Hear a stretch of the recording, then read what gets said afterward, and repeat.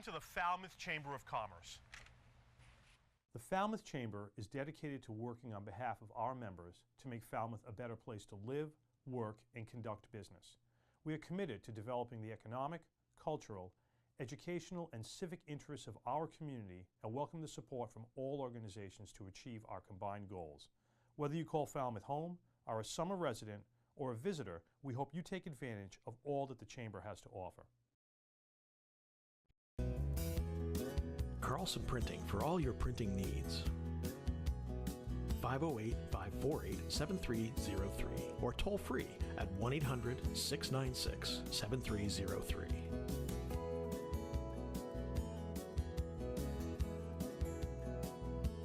Our email address is carlsonprinting@aol.com. Carlson Printing for all your printing needs. Hosting services for fctv.org are provided by Meganet Communications. Meganet offers a wide array of internet services including Mega Backup Cloud Service, server colocation, T1, fiber, Metro Ethernet, as well as telephone services such as hosted PBX and digital voice. Their #1 goal is to keep your communications network up and running and allow you to focus on growing your business. 877-634-2638 or meganet.net.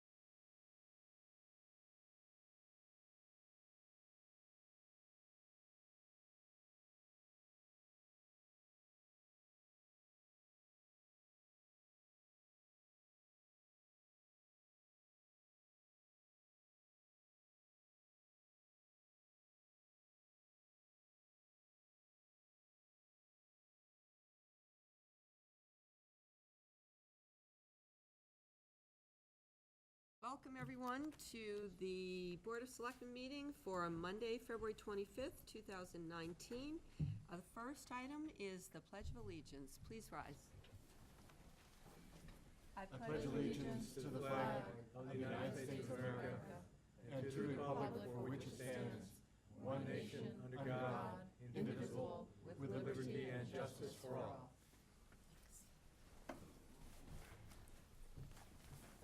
Next is a proclamation with respect to the Woods Hole Model Boat Show weekend.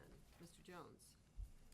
Whereas, in view of the Woods Hole Historical Museum's role in preserving and teaching the community about the history of the coastal village of Woods Hole and encouraging the education and participation of the public at large with exhibits, walking tours, talks, traditional craft workshops, and teaching traditional boat building skills, and whereas the museum is hosting the 12th biennial Woods Hole Model Boat Show and encouraging hundreds of visitors and exhibitors to come to our town during the early spring season.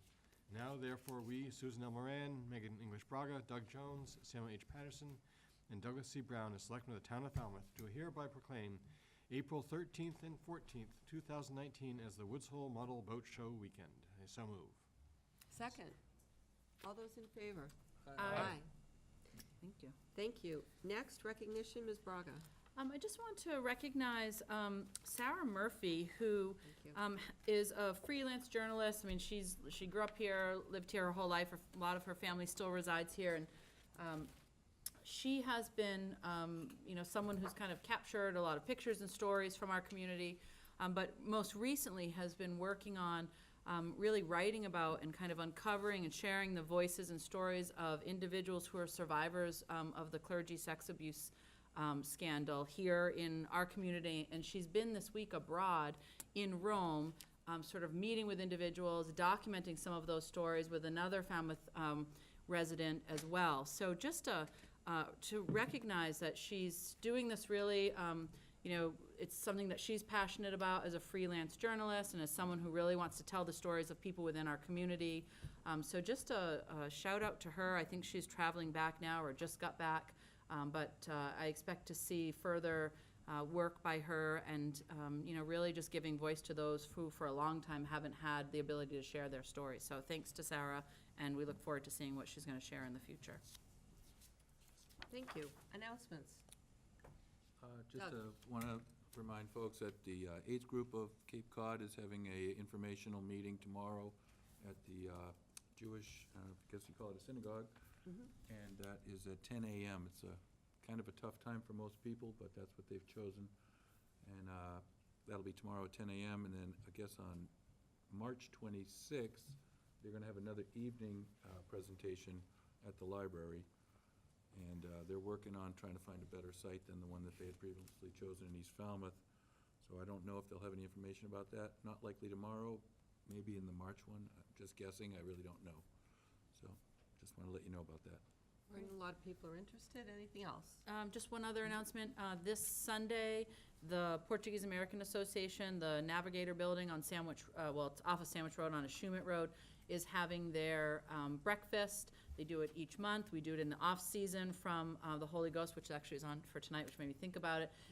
Starts at 7:30, runs till 11:30. It's $8, and it is a huge made-from-scratch buffet that we put together. Mike Duarte, a whole bunch of other folks get there at 6 o'clock in the morning, put all of this food together. It's wonderful, and you get to connect with folks in the community, and you get Portuguese, sweetbread French toast and pancakes made to order. So for $8, you're not getting a meal like that anywhere else. So hopefully folks will join us. Great family event. Yes.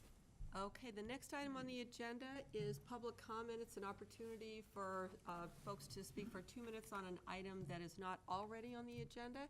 Is there anyone here for public comment? Okay, seeing none, we will move on to the first item under summary of actions, which is whether to approve an application for a one-day wine and malt liquor license for On the Water LLC Striper Fest, Marina Park on Saturday, September 28th, 2019. I think I saw Chris. Do you want to announce anything further, or? We're more or less, let me jump up. Yeah, sorry, just for the folks at home. So Chris Megan with On the Water. Nothing new to, seems like we've got this dialed in over the last 6, 7, 8 years, however long it's been there. So just the 27th, the 28th, I think it is, of September, that Saturday, same times as we've been. And 12 to 6:30. so I think that's what it is, 12 to 6:30, right? Great. Move approval? Second? All those in favor? Aye. Great, thank Great. you. Thank you.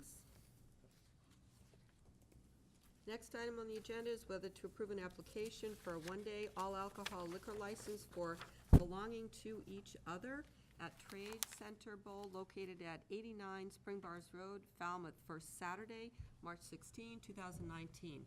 Is there anyone here for the event? Ma'am? Hi, welcome. Come up to the mic if you would, and just let us know what this is about. Belonging to Each Other is a 501c3 nonprofit here in Falmouth. We provide temporary housing to Falmouth's homeless over the winter months, and this is the second year that we're holding the Clatter Bowl at the Trade Center. This is my first year applying for the license. Would you tell us your name for the record? Norma Rayleigh. Thank you, Norma. Thank you for coming. Are there any Madam questions, Sam? No, I just have a disclaimer. I'm a member of the advisory board for Belonging to Each Other, but I have no financial interest or any family-related financial interest. And I think we're bowling in it, but we definitely don't have any financial interest. Great. but- I do have a copy of our insurance binder. I just got it recently, if you Thank need you a very much. copy of Feel that. free to bring that up, and I can hand it into the office, save you a trip. I would move approval. Is there a second? Second? All those in favor? Aye. Good job, you're all Thank you. set. Thank you very much. Thank Thank you. And everyone is welcome to bowl, March 16th. Great, thank you. Great. The next item on the agenda is whether to approve an application for a change of manager for an all-alcohol package store license. Lisa Liquor Incorporated, doing business as Family Foods, located at 350 East Falmouth Highway, East Falmouth. Is the proponent here? Welcome, sir.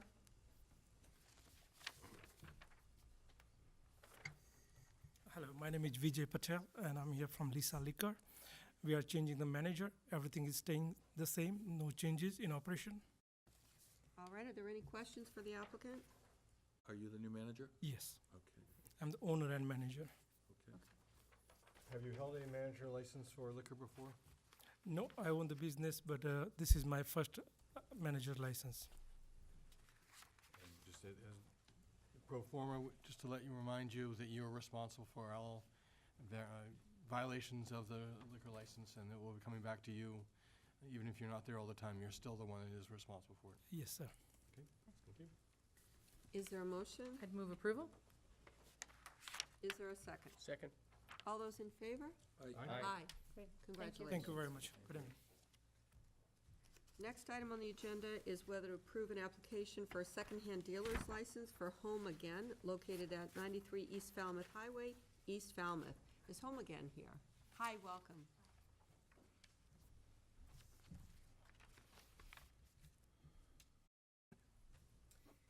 Hi, my name is Darylyn Beitman. I had the store there for 10 years, and I closed it in April. My mother was sick, so I'm just reopening. Great, so no changes. No changes. Great, are there any questions? The only question I have is I see that the license we're signing is only until April 30th, 2019. And so it'd be valid just for the next 2 months. And just want to make sure that's really the Intention. intention. I think you have to reapply every May, and that's just the way it works. So I think I just have to do it again in order to not wait till May to open. Okay. Great, as long as you're prepared for that. Is there a motion? I would move approval? Second. All those in favor? Aye. Thank you. Great. The next item on the agenda is whether to approve an application, several applications for one-day wine and malt liquor license, Fresh Pond Holy Ghost Society Portuguese Festivals, located at 408 Carriage Shop Road, East Falmouth, for Sunday, June 9, 2019, Saturday, June 22nd, Sunday, June 23rd, and Saturday, August 17th. I move approval.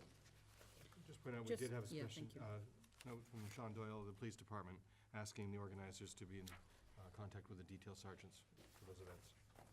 If we could just, and could we just make sure, Mr. Suso, I don't see Mr. Valadeo. Oh, there.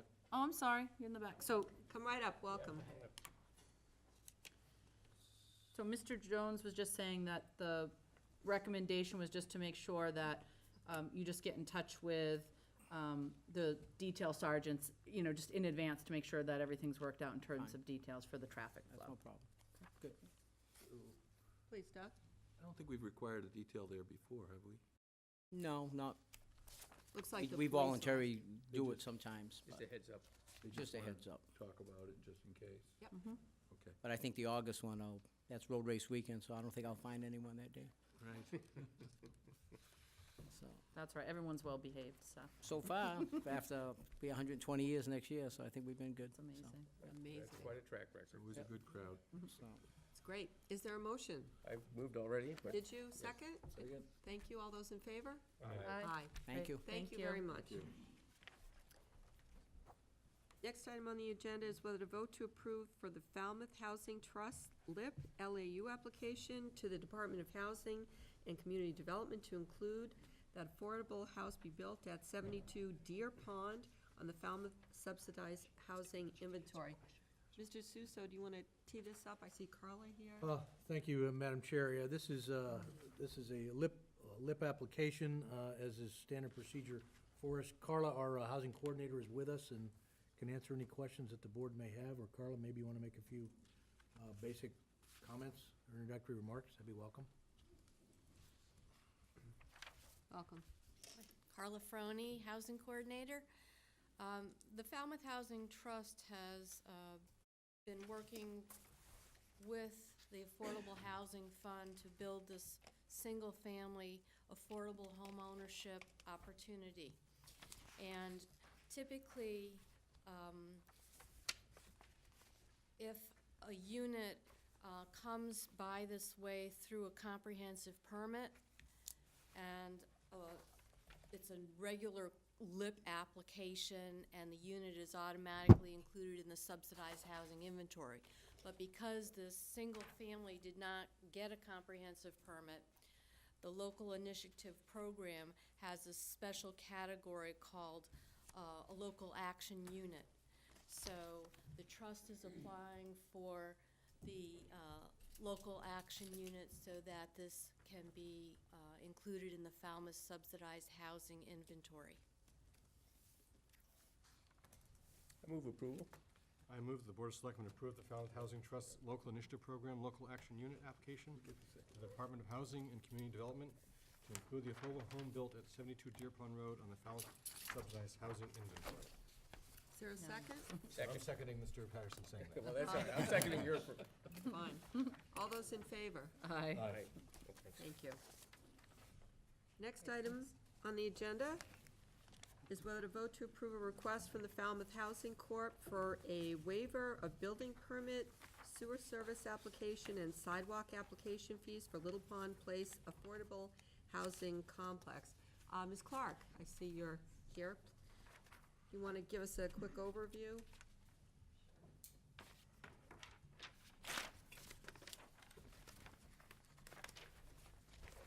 Linda Clark, President of Falmouth Housing Corporation. We're a nonprofit corporation here in Falmouth that provides and manages affordable housing.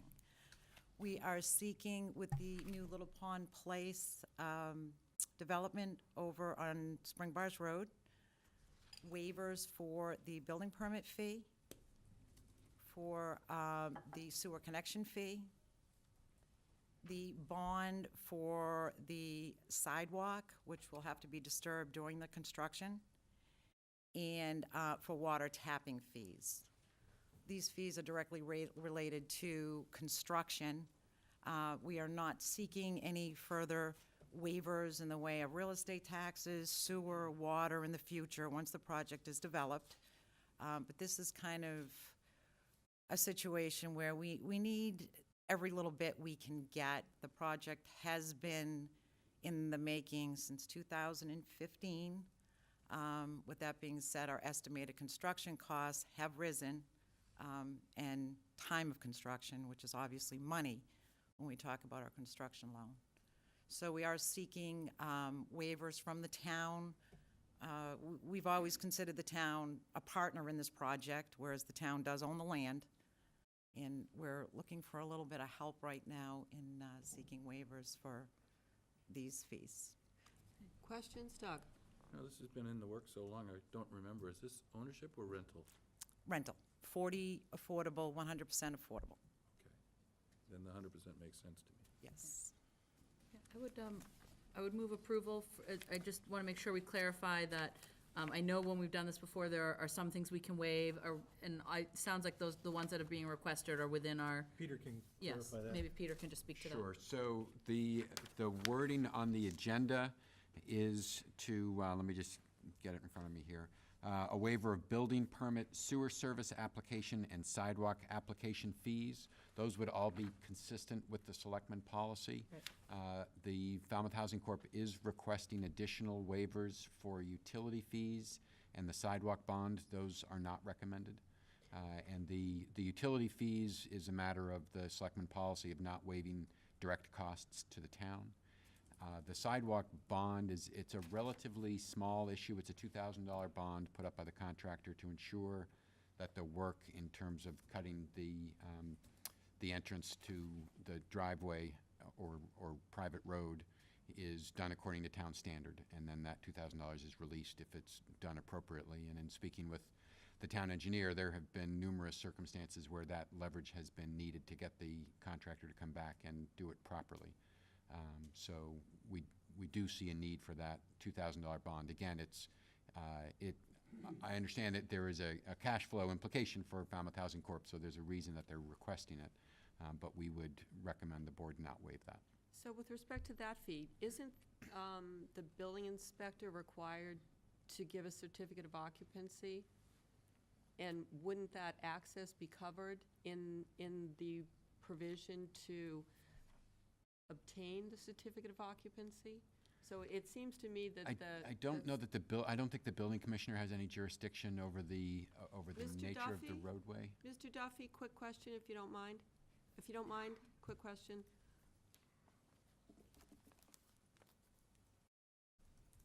Well, before you ask the question, let me disclose that I was one of the founders of the Housing Corporation and on the Board of Directors, so I shouldn't really be answering your question about the Housing Corporation.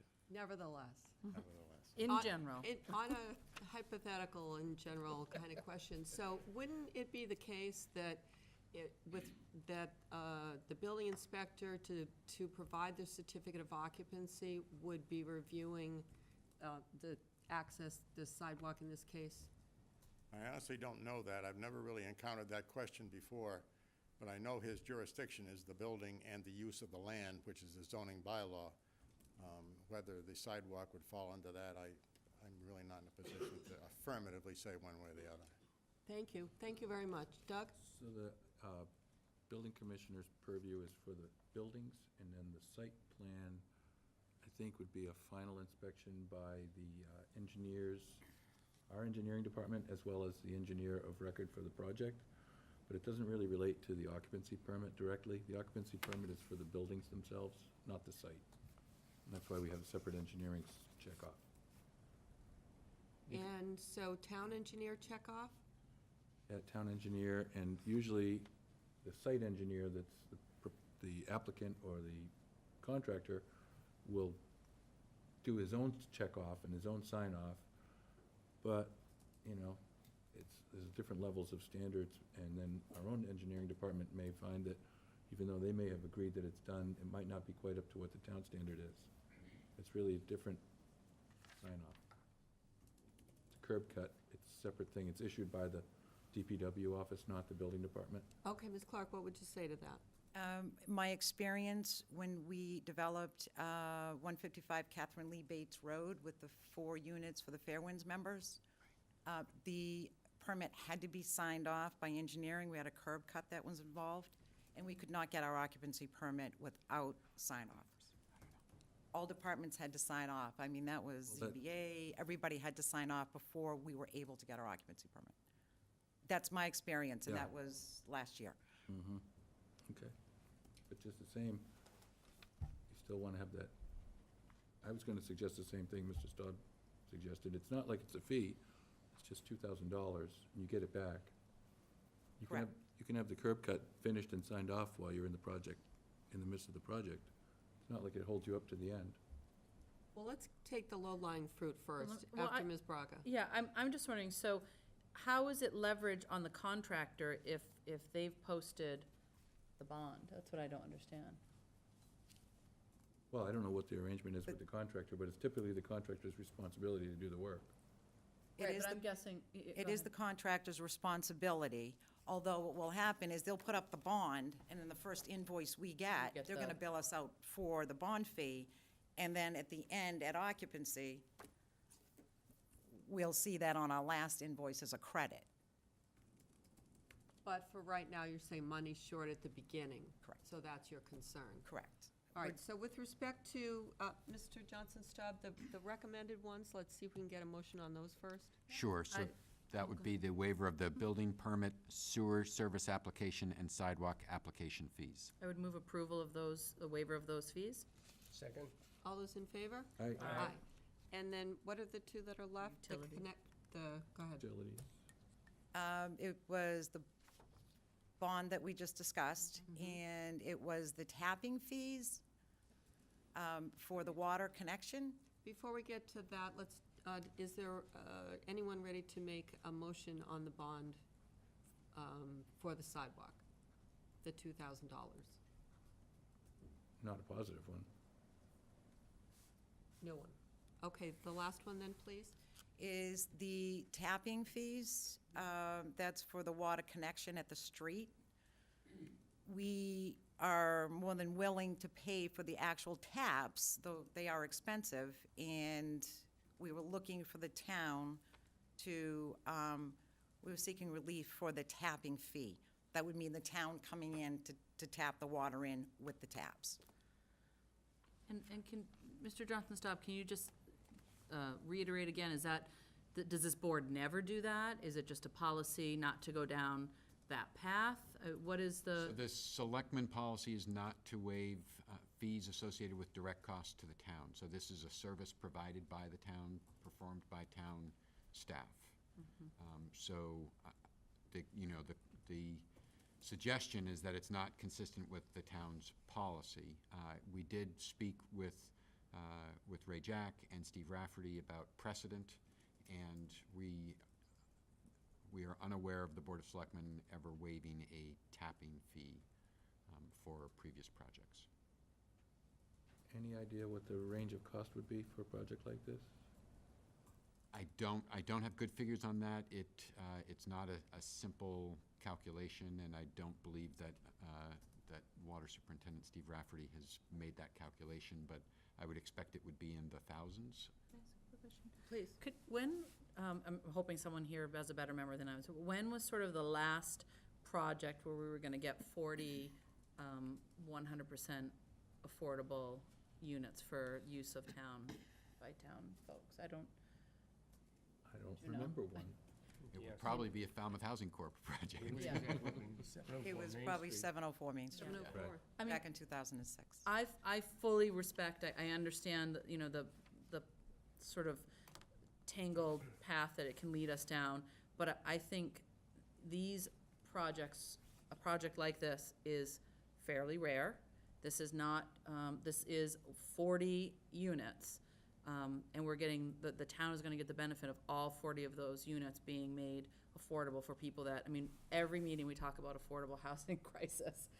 If there's ever a time, I think, to waive, I appreciate that means that as taxpayers, we're bearing a little bit of that extra cost, but I would be willing to. I guess I would rather, if we could fund it ourselves from the Affordable Housing Fund and fund the cost, I know it's a little bit of a semantics thing, but we are the trustees of that fund. If there's a way that we could fund that instead, I would prefer that to setting the precedent of waiving the fees. Madam Chair, I'd like to point out that that parcel was purchased for this purpose.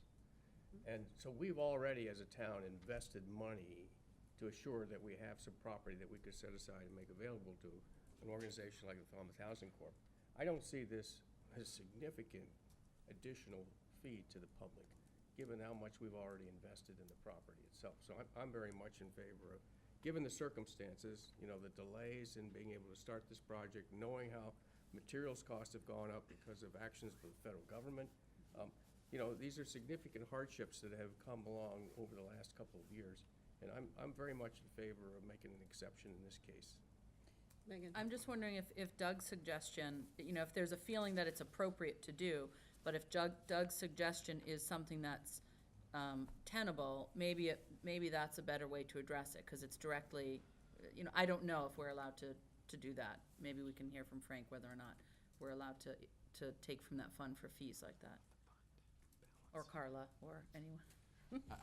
I'm hesitant to put Carla on the spot. No, I don't want to put anyone, I know. Yeah, so honestly, Carla, I wouldn't expect you to have these figures off the top of your head.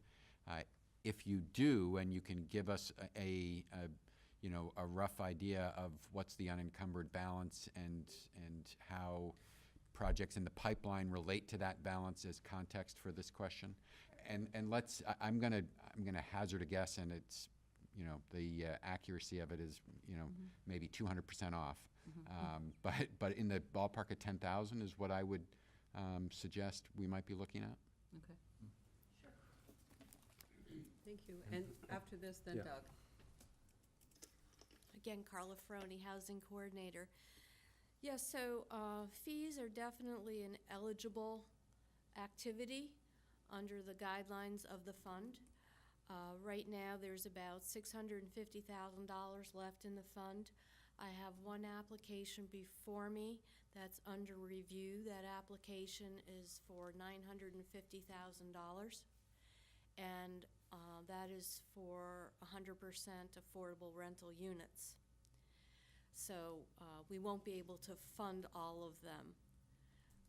There also is a little bit of a delay, and Linda, I don't know, how quickly you would need this kind of funding, but, we go before the working group for the fund and get their recommendation, go before community preservation to get their recommendation back to you folks. So there is a little bit of a lag time in when that money could go to the Housing Corp also. Thank you for the info, that's helpful. Doug? I was going to say that Ms. Clark had offered to pay for the taps themselves. Maybe we could offer a 50% reduction in the cost of the utilities. It's another option. I mean, my feeling would be that I don't know, in terms of what's on the agenda tonight, I think it would have to be something we would maybe start the process that was just described by Carla and then have it back on, because that's not listed, and that is something kind of, I think, outside of the scope of what's before us. But I'd want to put a motion forward that we, direct that however that process happens, and that we then, I guess, we get a recommendation, we then have before, if the recommendation is not to do it, we still have the other remedy to do what we just discussed about waiving So it. we're gonna, I would move we continue the discussion on the request for the waiver of the fees, try to proceed this other process, because I think if we can't do the other process, I think this board would probably be willing to waive the fees at that point, but would be more comfortable with paying them ourselves. And we should find out how much we're waiving. Exactly. Yes, I think we need to know that. Good. all right, so we're gonna put this off to the next agenda, but you've got your three of the original request that was recommended. Great. We're looking to apply for our building permit no later than March 15th. So that's great. Excellent, Thank thanks you. for coming. Thanks. Hearing scheduled for 7:30, that's going to be postponed. Thank Okay, you. so that gives us till 7:45. So we'll just announce if anyone is here for the 7:30 wetland hearing, which is with respect to 53 Madeline Road, that is postponed. Do we need to open that and continue it to March 25th? I believe we do. Yeah, March 25th is the date. So I think you have to read. All right, so, So- yeah, we're just looking for the notice. Oh, thank you. Yep. 7:30, yep. Welcome, Kathleen. Okay, I'm gonna read the public hearing notice with respect to the Thomas Meartic remove license, float, and install a new pile-supported pier and pile-supported boat lift, 53 Madeline Road, East Falmouth. Falmouth Board of Selectmen will hold a public hearing under section 240-77, which is the wetland regulations of the zoning bylaw of the town of Falmouth, on Monday, February 25th, 2019, at 7:30 PM in the Selectmen's Meeting Room, Falmouth Town Hall, on the application of Thomas Meartic for permission for removal of the licensed float and installation of a new pile-supported pier and pile-supported boat lift located at 53 Madeline Road, East Falmouth, Mass. Body of water affected is Eel Pond. Interested parties may review the file on this hearing at the Selectman's office. Publication dates were Friday, February 8th, and Friday, February 15th, 2019, in the Falmouth Enterprise. And due to the request of the applicant, I will move that we continue this hearing until March 25th Second? at 7:30. Sorry, second. All those in favor? Aye. Thank you, good catch. Okay, next item on the agenda. Let's see, do we do? C. The second, all right, so it's 2C, acting as trustees of Falmouth Affordable Housing Fund, vote to authorize town manager to amend land development agreement with Falmouth Housing Corp. for Little Pond Place, and affordable housing complex is submitted. Further, to authorize previously awarded funds in the form of a loan with terms to be determined in consultation with Falmouth Housing Corporation, and to authorize the town manager to execute all documents consistent with the vote. Peter can comment on that, Please, Madam Peter. Chair. Sure. So there are two things to address here. One is just the sort of clerical change to the agreement that references the waiver of fees that the board just acted on. And the other is that in consultation with Linda Clark and her partners on this project, we would like to restructure the award from a grant with a bond and last money in to a loan, so that there's really a sort of a win-win here, and this is an approach that is we've been directed to as a best practice from some leaders in the state affordable housing finance arena to do it as a no-interest mortgage. It allows the nonprofit to get the money sooner rather than later, and provides a financial guarantee that is less costly to the developer. So you would be authorizing the town manager to arrange the details of that restructuring of the award. Thank you. Any questions on that? No. Is there a motion? Move approval. Yes. Oh, I'm sorry, go ahead.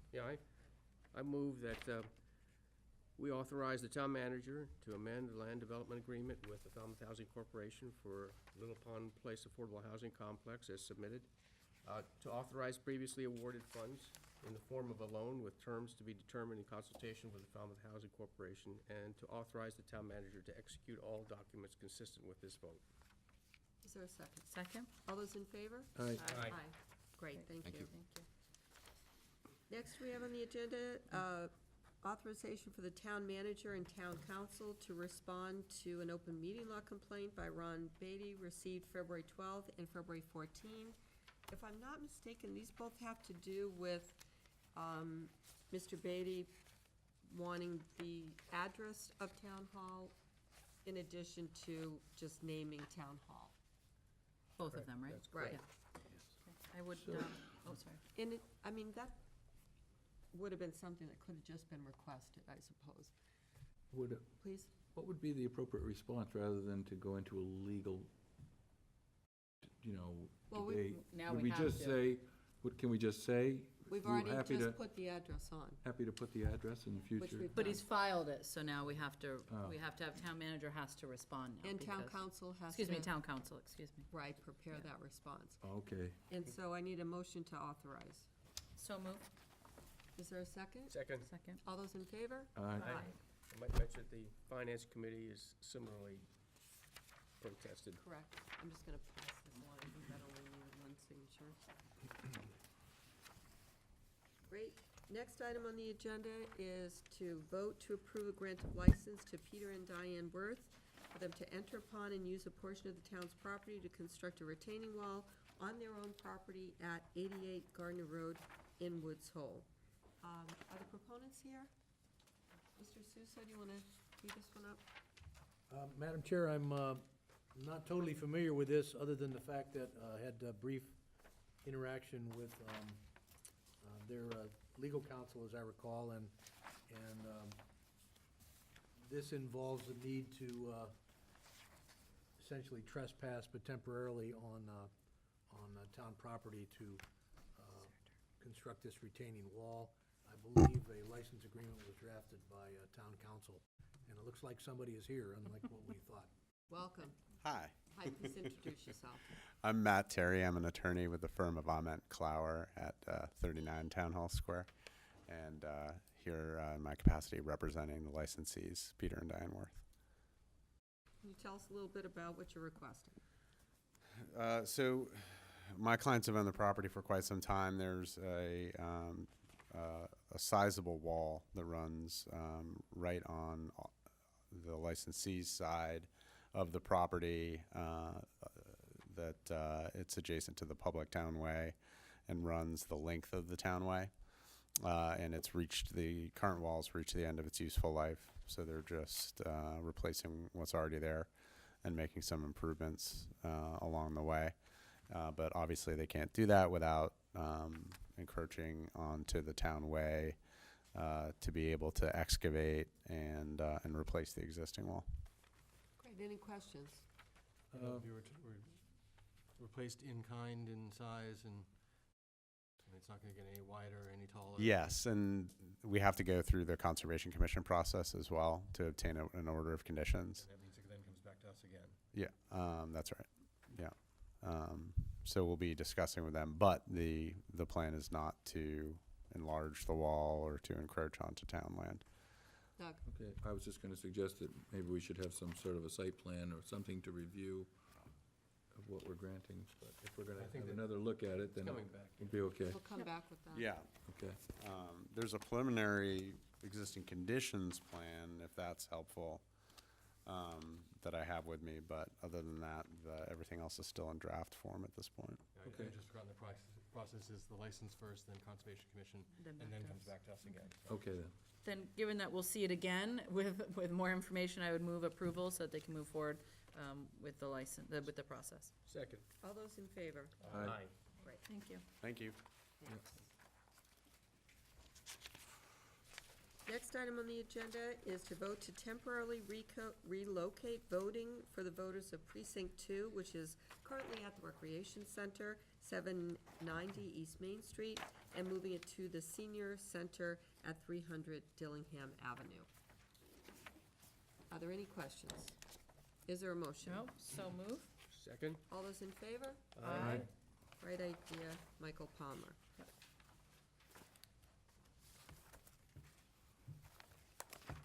Okay, the next item on the agenda is a recurring recommended event, which is the Woods Hole Model Boat Show. The Woods Hole Historical Collection and Museum, parking meters not in use along Water Street and Luscombe Ave for Friday, April 12 after 3 to Sunday, April 14. I would move approval of shutting off the meters for that time period. Second. All those in favor? Aye. Great. Pardon me, Madam Chair, could I Please. just clarify, Selectman Jones' motion, when you mentioned shutting off the meters, we would just, they would not be collecting fares. Right. But they're The electronic. electronic, so we. Turn off the power. Yes, thank you. And I'm looking for a 5-minute item. I think Street variance, sign variances. that's Yes. even Right? Number 6. quicker, or I was gonna go to POCA, which is, might be 5 minutes and say this. They might want to be here. No, all right, so let's go to the sign Sign variance application. Additional freestanding sign for Pier 37, 88 Scranton Ave, Falmouth. Is the proponent here? Mr. Suso, can you let us know what this is about? Well, I know we have some information in the packet about this. I was expecting the proponent here. I- I don't know the justification. I took a for, look at it today, I was just by there, and I think that they're just, the idea is, the signage is a little bit confusing, because there's sort of that general sign that says Pier 37, but it doesn't show really, I guess, folks are kind of driving into the wrong part of that business, because it does take up, the same owners have those two lots that are next to each other. So the proposal is to kind of put a clearer sign. It's just mounting a new sign on an existing sign stand. So if you're at Windfall and you look across the street, not the big one near Robbins Road, but the other sign that normally has the boathouse, it would say Pier 37 on it. And it's not a new sign, it's just putting a new kind of piece of the sign into that existing tiered stand, is the way I understand it and Looks what a I lot looked at. neater, there are great pictures Yeah. for the proposal. Anyone have any concerns, or is there a motion? I would move approval. I think it's a nice sign. It's not lit up. It doesn't change the character. And I think it does probably provide better directions for people, so. Second.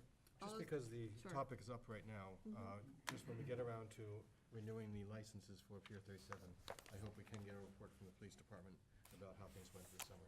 And that's not really relevant to this, except for Pier 37. Sure.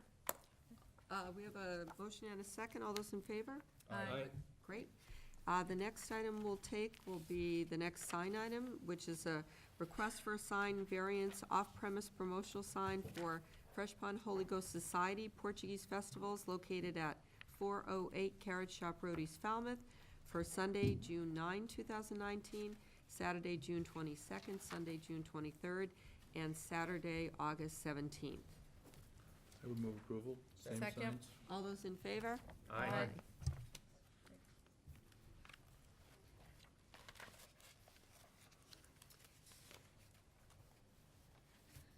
Can we do the town meeting article recommendations quickly. Certainly the first 4 or 5. Okay. So we're now moving to number 8, voting the April 2019 town meeting article recommendations. We have additional copies here, Madam Chair, if there. That would be great, because this packet doesn't have one. Thank you very much. I can, here's some more, guys. Great. Oh, me too. So do we just want to go down through them? Let's just Doug? see how far we get. Okay. So Article 16, this is with respect to the assessed improvements to Winthrop Drive and Captain Davis Lane to proceed to become public streets. Had a great presentation on that. I would move to vote Article 16 as printed. Second. And then are we discussing explanations also, or just the recommendations, or the explanations going to be? Generally, we patched in the explanations when we know the direction the board wants to Okay, go, great. review that with the chair, and, Just that this one has a little bit of history that Yes. the process, it already came to us in the fall town meeting, and just to make sure people understand why it's back in front of them again. Good point. Good point. So we just have to vote it. Exactly. All those in favor? Aye. Next one is Article 20, housekeeping article brought forward by planning related to the planning board membership. I'd vote Article 20 as printed. Second. All those in favor? Aye.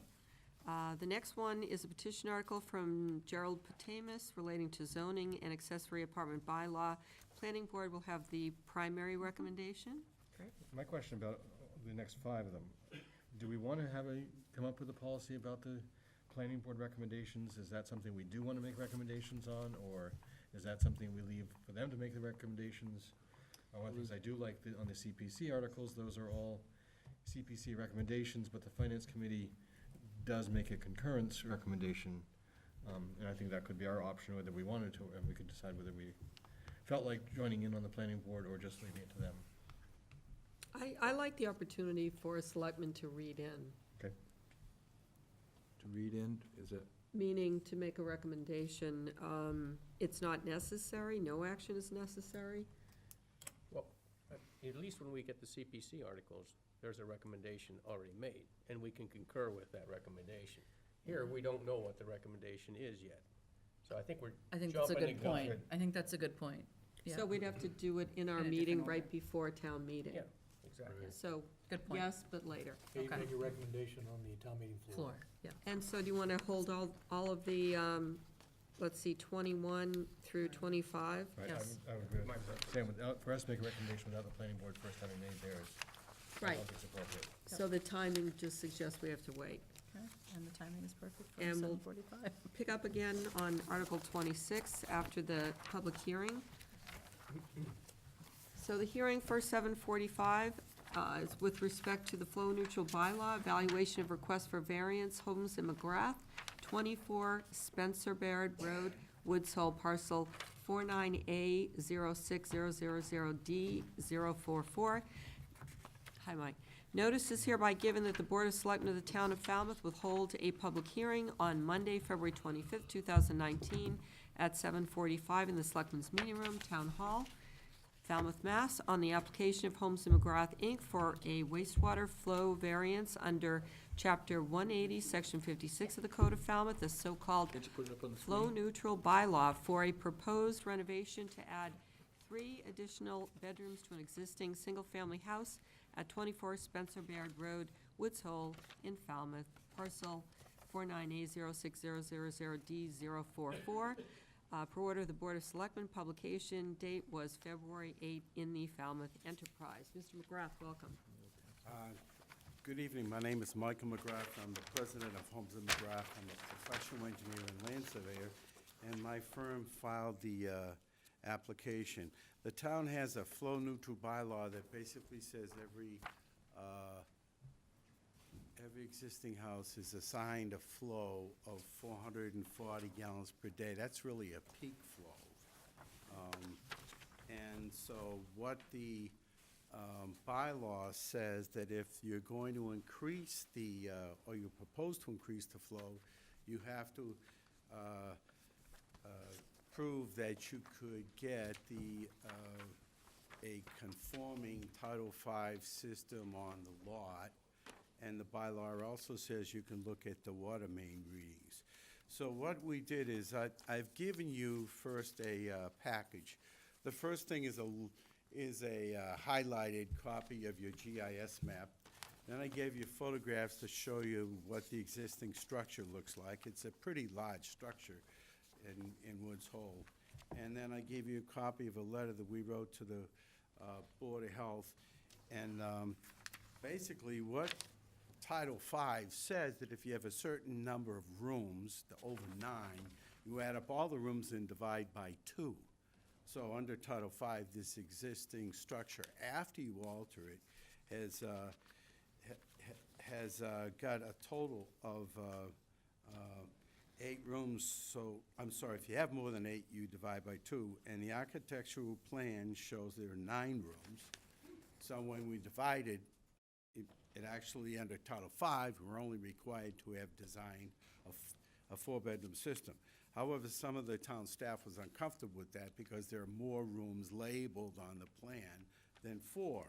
So what I also did is, if you go past the letter, then the last thing that I've given you is an analysis of the water meter readings. And what I've given you is I've entered into an Excel spreadsheet the readings from the water department of how much water has been used on site. And the way I did that is they gave me the meter readings. We look at the consumptions. We multiply it out by the gallons that have been used, and we divide it by the days. Under Title V, you can, if you have a use where the flow is not identified, and you use water meter readings, you're supposed to double the highest. So under this policy, the highest use in 186 days was 76 gallons per day, which would equate to 152 gallons per day. So the bottom line is, even if you assume that we're going to increase this, we will not reach the 440 gallons per day. That's the basis of the flow limitation in the bylaw. I also gave you a copy of the plan we filed with the Board of Health showing where a conforming Title V system would fit on a lot that is sized for 4 bedrooms. Obviously, we're not going to do that. This is just an illustration that shows that we do meet the requirement to at least apply for the variance. So the bottom line is, I hope that you will approve the variance because one is it's a substantial house that's been there a long time. The renovations are strictly interior. There will be more bedrooms, but under the code, the way Title V is written, which your bylaw is based on, it's not an increase in flow. No matter what, the water meter readings say that even if there was an increase in flow, it will not reach 440 gallons per day. So I'd be happy to answer any questions. Great presentation, great illustrations, very easy to understand. Doug? Is there a requirement to show the reserve area as well, or just the system? Just the system. If the way that I could have shown a reserve area, but I was just focused on the illustration shown. Okay. I could easily move things around and get a reserve area. Okay. Doug? I guess I am confused. How many bedrooms are in the house right now? And a Title V? No, how many bedrooms are in the house right now? I think there's 4. I'm not sure I understand why there's a question. How many bedrooms are in the house right now? One document says 4, one says 5. It's being used as a house. The town assessors map show 5. When we redo the rooms, there's going to be a total of 9, so under Title V, it's 4 bedrooms. So there are going to be a total of 9 bedrooms ultimately. No, 9 rooms. How many bedrooms are there going to be when it's renovated? And there would have to be, perhaps I should go look at the plan. Well, according to the letter from you, it's 7. And I'm not clear at all how many there are and how many there are going to be. Your letter to Mrs. Malloy said there are going to be 7 bedrooms. And if it's going from 4 to 7, that's a quite substantial increase in the number of bedrooms. That's true, but the bylaw says that if you're not using 440 gallons per day, we can apply for variance, and we have. Right, well, the variance also says we should not be granting a variance under our policy statement. Well, if you identify requirements and the Board of Health's made a positive referral, it seems that we've met the requirements of the bylaw. Well, we have 4 priorities for why we would consider a waiver. And this is not a requirement, this is our waiver that we're giving to the neutral zone, to the flow neutral bylaw. It's economic development, affordable housing, mixed-use development, and municipal use. Those are the 4 reasons that our policy has that we can grant a waiver above what is allowed. Those are the priorities. Oh, Right. that is your policy, but the written regulation says that I have to satisfy 2 requirements. Well, perhaps what would be best if I continue this hearing and distribute to all of the board members a set of the floor plans. I guess I don't understand why we have a dispute as to how many bedrooms are gonna be in the new plan when your letter says 7. It's true. Okay. But if one of the, I think you realize that I do a lot of wastewater, and in fact, I have patents on wastewater. And one of the biggest problems you have is that there's very few houses that are ever going to use 440 gallons per day. Very, very few. So what happens is that with low-flow toilets, we actually, there's less water discharged. So on your bylaw assumes that every house is going to have 440 gallons, and you will not see that. So we have, there's no question that the amount of water that's being used is much less than 440 gallons. That's why there is a lot of capacity available at the wastewater treatment plant. It's not ever, even in the summer, reaching the kind of peak flow that it is designed for. Right, but it's very close to hitting the 80% beyond which we cannot go, we can't exceed by the regulations. So it's something we have to be concerned about. No, we have to submit plans at that point. Right. Doesn't mean that we have to stop at that point. But we have to take some action. We have to take some action. Megan? I just Very have, expensive action. sorry, I just have sort of a, I don't know that you know this, but I'd be curious if you do it, if we do kind of come back to this issue. What was going on in that 2016 that it was so much higher than when you're looking at the water meter readings? I don't know that answer. Okay, I'm just curious, just because it's a, almost double sort of the other highest point. The range in 10 the times. flows go from not counting the 2 very low ones, but Right. from 28 gallons per day to 76 gallons per day. Yep. I have a system of 70 houses in Yarmouth, and each house discharges 85 gallons per day. So what's going on there is that the design flow is 22,000 gallons per day, and yet we only see 5,600 gallons per day. So, So you got your What? answer to your question. Are we going from 5 bedrooms to What? 7? it would seem best that I 4. bring in for each member That's what he a wants to copy do. of the floor plans. So I'll ask for continuance. What day do you want, do you have a date you want to continue to? I don't know when your next meeting is. What would be a good suggestion? Well, you meet on March 11th and then 2 weeks hence. March 11th. 25th. Could I have a continuance to March 11th? I move we continue the hearing until March 11th at 7:45. Second. Upon the request of the I'm sorry. applicant. Yep, all those in favor? Aye. Thank you. Thank you.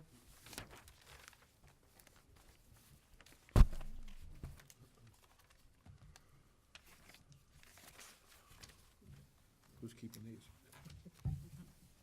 Well, I guess we can go back to the, 7:55. We're at 7:55 now. right? So I was thinking of going back to more, another oh, it hearing. is 7:55. I was thinking it was 8 o'clock. Okay. The next item on the agenda is an application for a shellfish aquaculture license, Matthew Weeks, 7.5 acre area in waters of Nantucket Sound offshore of Washburn Island. Mr. Weeks, welcome. Thank Let me just read that notice, it's a little extensive. Hold on a second. Falmouth Board of Selectmen will hold a public hearing under section 240-77, the wetland regulations of the zoning bylaw, on a request for a shellfish aquaculture permit by Matthew V. Weeks of 282 Trotting Park Road, East Falmouth, Mass. 02536. The request for this permit was received on January 16, 2019, in the office of the Board of Selectmen. Said hearing will be held on Monday, February 25th, 2019, at 7:55 p.m. in the Selectmen's Meeting Room. The legal description: a shellfish aquaculture permit for a 7.5-acre addition to existing .25 acre grant within the town's waters of Nantucket Sound, offshore of Washburn Island, approximately 275 to 700 feet from shore, more specifically as follows: to grow both Atlantic surf clams and eastern oysters using bags that will be placed in cages on the ocean bottom. A copy of the application is on file at the Board of Selectmen. The publication date was Friday, February 8, 2019.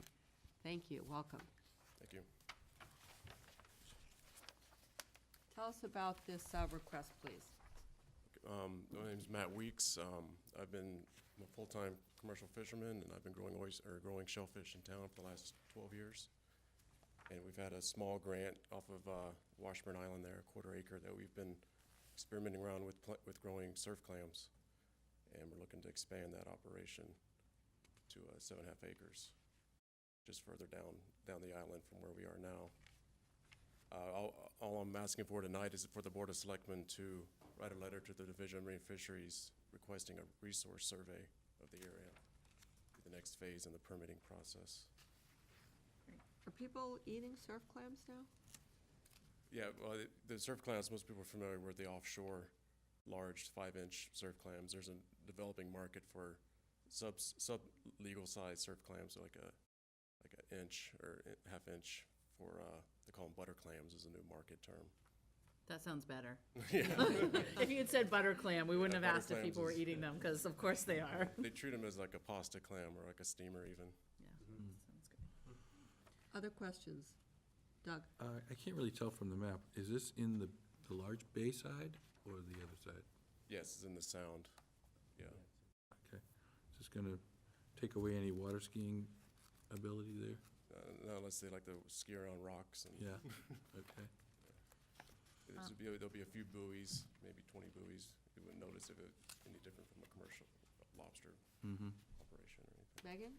No, I was just gonna say that this is, I think the first application that's come for us where we had the Shellfish Advisory Committee weigh in, and I think it, I know it's very helpful to me to know that, they've reviewed it, they are really kind of the experts in this area, and to have a recommendation from them, which was a positive recommendation, is really helpful for this board. And so, very appreciative of them kind of getting right to work, doing the work that we asked them to do. We've actually had a moratorium on applications until now. And so I can't remember how many times you have to come back to us, because I know this is the first.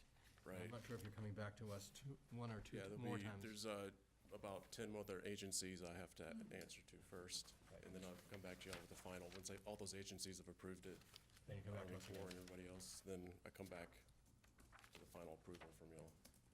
So this is the first step, is to ask Division of Marine Fisheries. I would move approval of the application to be able to move forward with the survey. Second? All those in favor? Aye. Thank you, good luck. Thank you.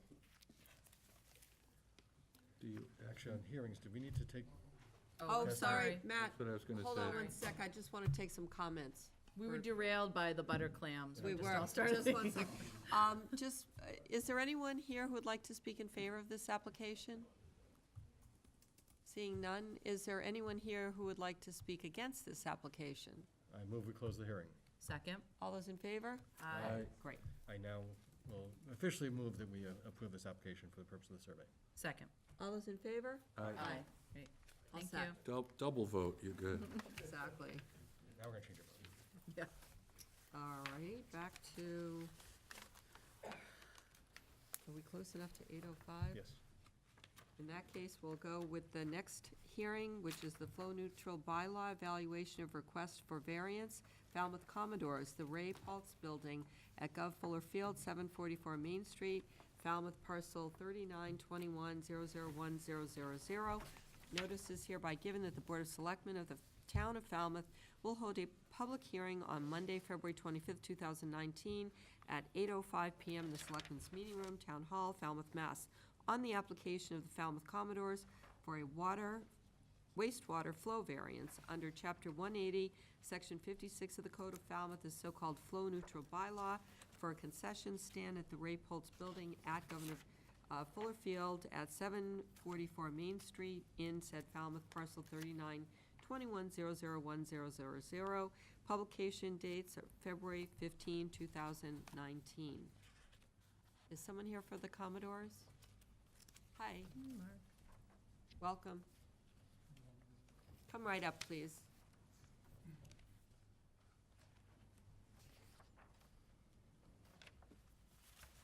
Hello. Hi. My name's Mark Kaspersick. I'm the president of the Falmouth Commodores, and have our treasurer here also, Steve Brocklebank. So yes, what we're looking for is a variance under the flow neutral bylaw.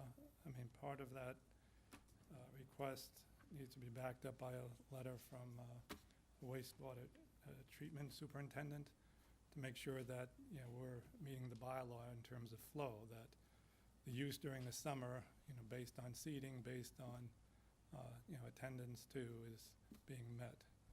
And I think you have in your packets about the recommendation from. We do.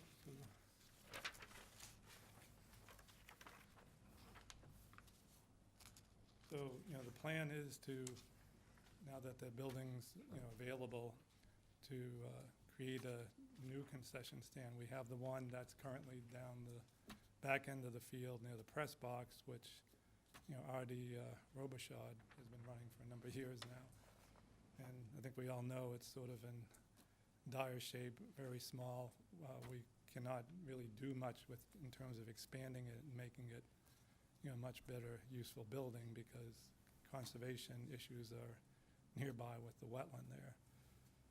So we're hoping that this would work out in the situation where we were approached by, you know, the town manager and assistant town manager, say that's available, provided we meet, you know, the permits that need to be, you know, received to make it operational. So you'll see later there's another Related article. yeah, related Thank article you. that has to do with. Other questions from the board? No? Sam? Is this going to include bathrooms for people who are visiting? Yeah, that's what we're hoping for, yeah. And again, we're not going to be doing it immediately. I mean, at the earliest, I think it says next, you know, about a year from now. And, you know, whatever we do out there, it's going to be full usable kitchen with all the required number of sinks, all the exhaust fans, and, you know, hopefully bathrooms, so that it's, you know, we want it operational and working very well, so it meets all the needs. We also have in mind of making it aesthetically pleasing too. You know, it's going to look much differently. We're going to try to, you know, reduce the, you know, superstructure, so to speak, and make it fit in, because we want this field to be one of the best on the Cape. And where is this building going to be located? It's where the existing, the Ray Paul's building is now, you know, that's been used for a number Football of years. concession stand. It's a football concession in the press box. Oh, okay. gonna be You're going to located in the rebuild same the building. Right, I mean, the idea is hopefully keep it in the same footprint for the most part, Mhm. but make it more functional. I got you, okay. And how often, how many days a year will be used? Well, our season essentially goes from June 1st to middle of August, and the players have to be out by then, so. Will it be available for the Falmouth High School baseball Oh, team yeah. use also? Oh, yeah, we're meeting with them, and they have as much right to use it as we do, so. So actually it'll be more like March Yeah, that's true. Yeah. 20th until mid-August. Yeah, still they'll be using it until, yeah, for their season. And, you know, if you have other teams in there, like Babe Ruth occasionally. Any other questions? And when it's not being used by the Commodores, under whose jurisdiction will it be operated? Will it be under the rec department at that point? Who will have? That's a good question. Sandy Cooney might have. Sandy Cooney right now. Yes. Come on up. Thank you, Sandy.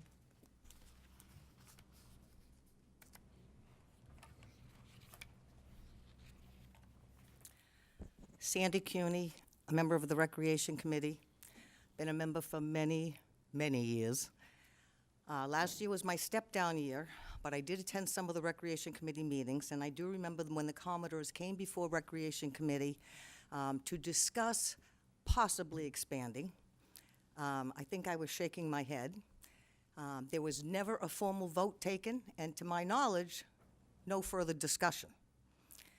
So, in all the years we've been on the Rec Committee, the Rec Committee has supported moving the football program.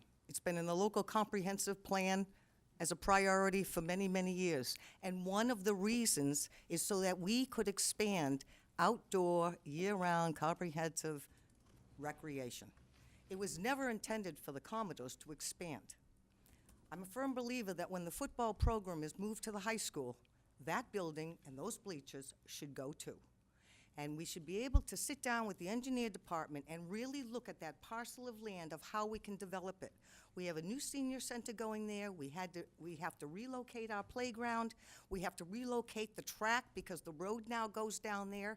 We have proposed parking possibly back there. You know, why can't we just take a step back, take a good look at that land? That should be municipal recreation land for the recreation department, for the seniors, and for 180 children that we have in our summer camp. So I am not in favor of the Commodores taking over that building. And again, the Recreation Committee, there's no further discussion. It has not had a chance to vote on that. Thank you for answering the question. We will take comments from the audience, but we're still with questions from the board at the moment. Chair, just to clarify, Mr. I Suso. just want to clarify, it's a school department building. School department controls that So, building. but the point's well taken, is to take a comprehensive look at the campus. Understood. Yeah, I just want to clarify that the school department, technically, that is They their, can take it with them. that is their structure. Any other questions from the board?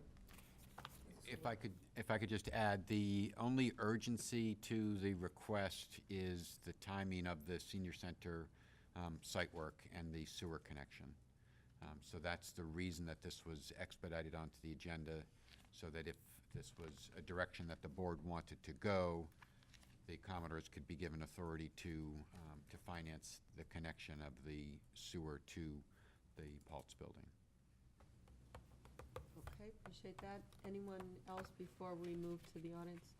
Do we have the option as a municipality to go ahead and connect that sewer, connect it to the sewer, so that bathrooms could be put in there? Because it seems like whatever future uses might be, they're going to need some kind of bathroom facilities to support recreational activities. And they might be even shared with the Commodores. I don't think there's a question in terms of legal authority. We don't have a budget for it, and this is one of those many awkward timing situations we find ourselves faced with the senior center construction. If we got to the end of the project, we might be able to tell you that we've got plenty of funds left over to undertake it, but timing-wise, you really want to do it now. And it's early in the process for us to be taking on discretionary work like that. And I'm guessing that, I mean, if it's a school department building, school department hasn't weighed in on this issue. They have, and they've agreed to make it available to a third party like the Commodores. Yeah, we've been in conversation with the superintendent and the facilities manager. Doug? Maybe we should come to agreement as to what the shared use is going to be and how much expansion is going to be, and have some kind of an understanding of what we're approving. Exactly as Ms. Cuny had suggested. Okay, so if there are no more questions from the board, is there anyone here who would like to speak in favor of this proposal? Seeing none, is there anyone here who would like to speak against? Mr. Vieira?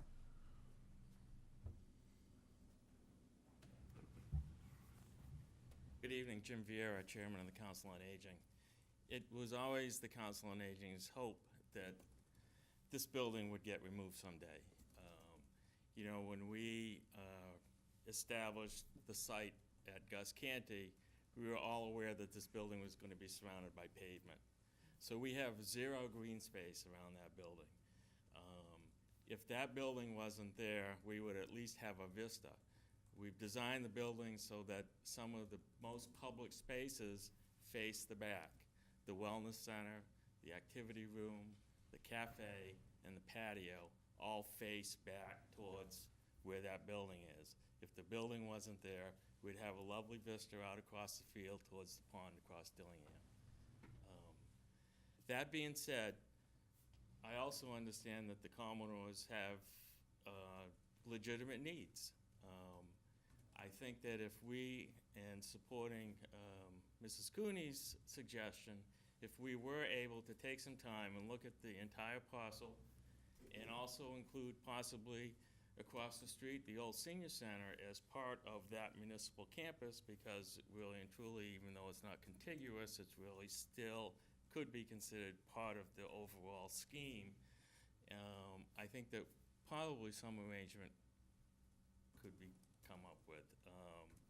But it would be really sad for us to lose the only possible view towards a green space that the senior center is going to have. And that was always one of the problems with the site, that we were going to be surrounded by pavement. We weren't going to have any green space. And it would just be a shame that the seniors are there 52 weeks of the year, 5 days a week, and we're going to lose that opportunity for a very limited use for the Commodores. Again, I'm not saying that they shouldn't have a space on the parcel. I'm just saying that that particular space is really valuable for the senior center and our vista.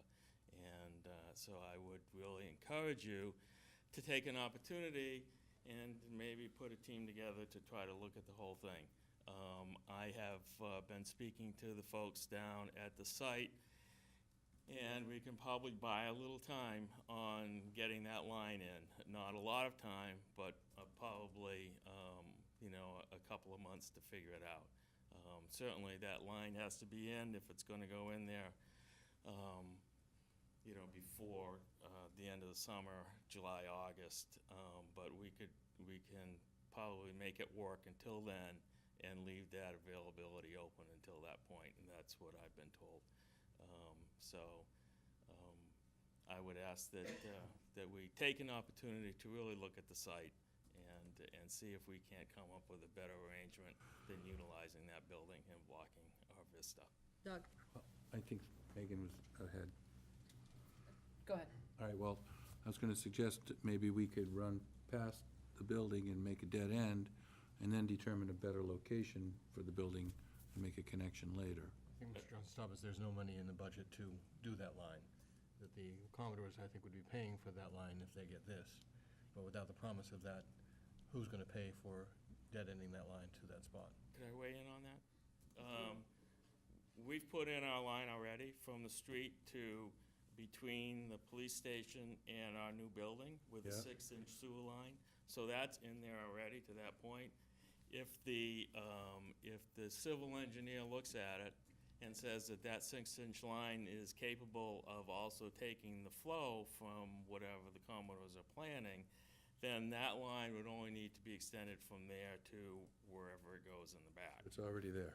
So our line is already there. We need an If the extension. flow is calculated that that pipe can handle that additional flow of whatever they're predicting, then it's possible that the tie-in could be into the existing line that we've just put in.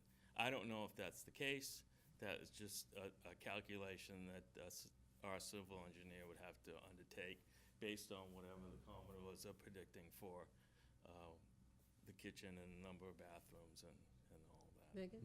So, I think that Jim's suggestion is well taken. We certainly want to have rec committee weigh in. It's not a slight against Commodores. I understand they're trying to, this is a tight timeline. We're all trying to work, but for, the conversations we had in the next couple of weeks between folks that need, and committees that need to talk, I think, one thing we can, sort of kick around is the idea that if there's something that ends up being built by the Commodores that has its own bathrooms, you know, that's less wear and tear on the rec and the senior center, because in the past, the design for the senior center was doing the bathrooms in the back with the idea that that would be continuously sort of available for some of those Commodores games. So I think, you know, we have to look at that whole parcel, how it's used. Obviously, you know, the kind of that history and the connection that that baseball in the summer has. I mean, it's a big, I know it's a strain on that space because it's small, but it's a huge asset to the town. It's something that I think people really appreciate.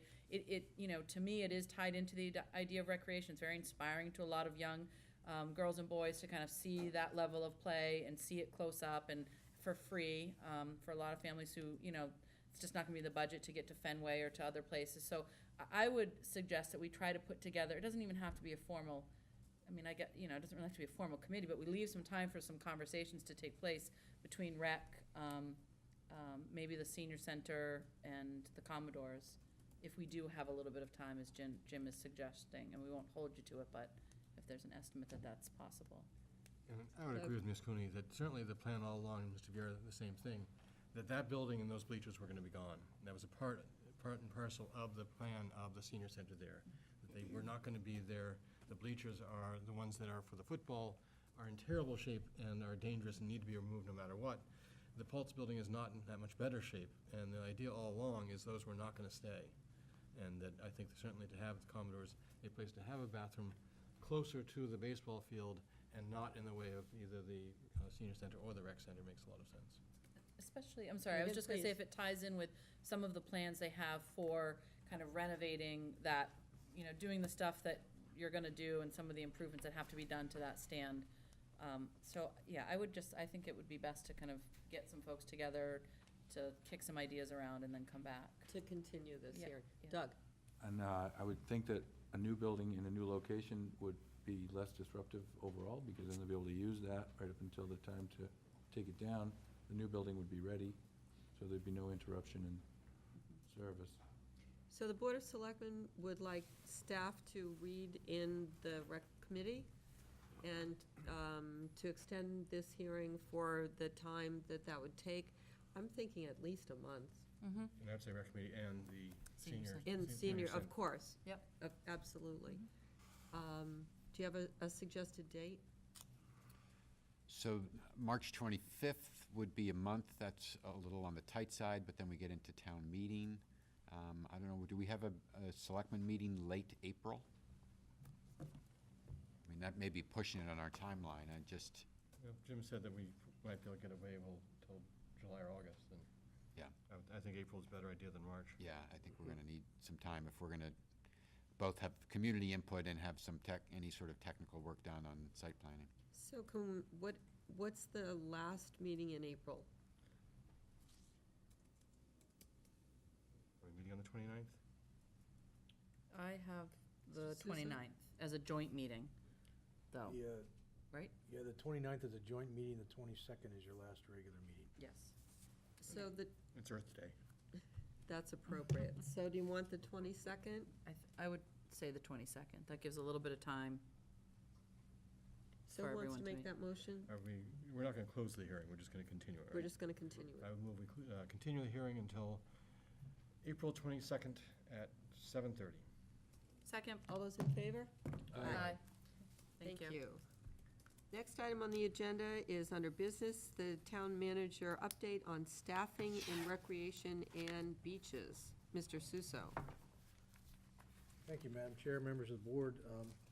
With Peter's assistance, we have a very brief couple of PowerPoint slides. To summarize, the board may recall, If you, excuse me for just a moment, folks in the hallway, please come in, there are plenty of seats.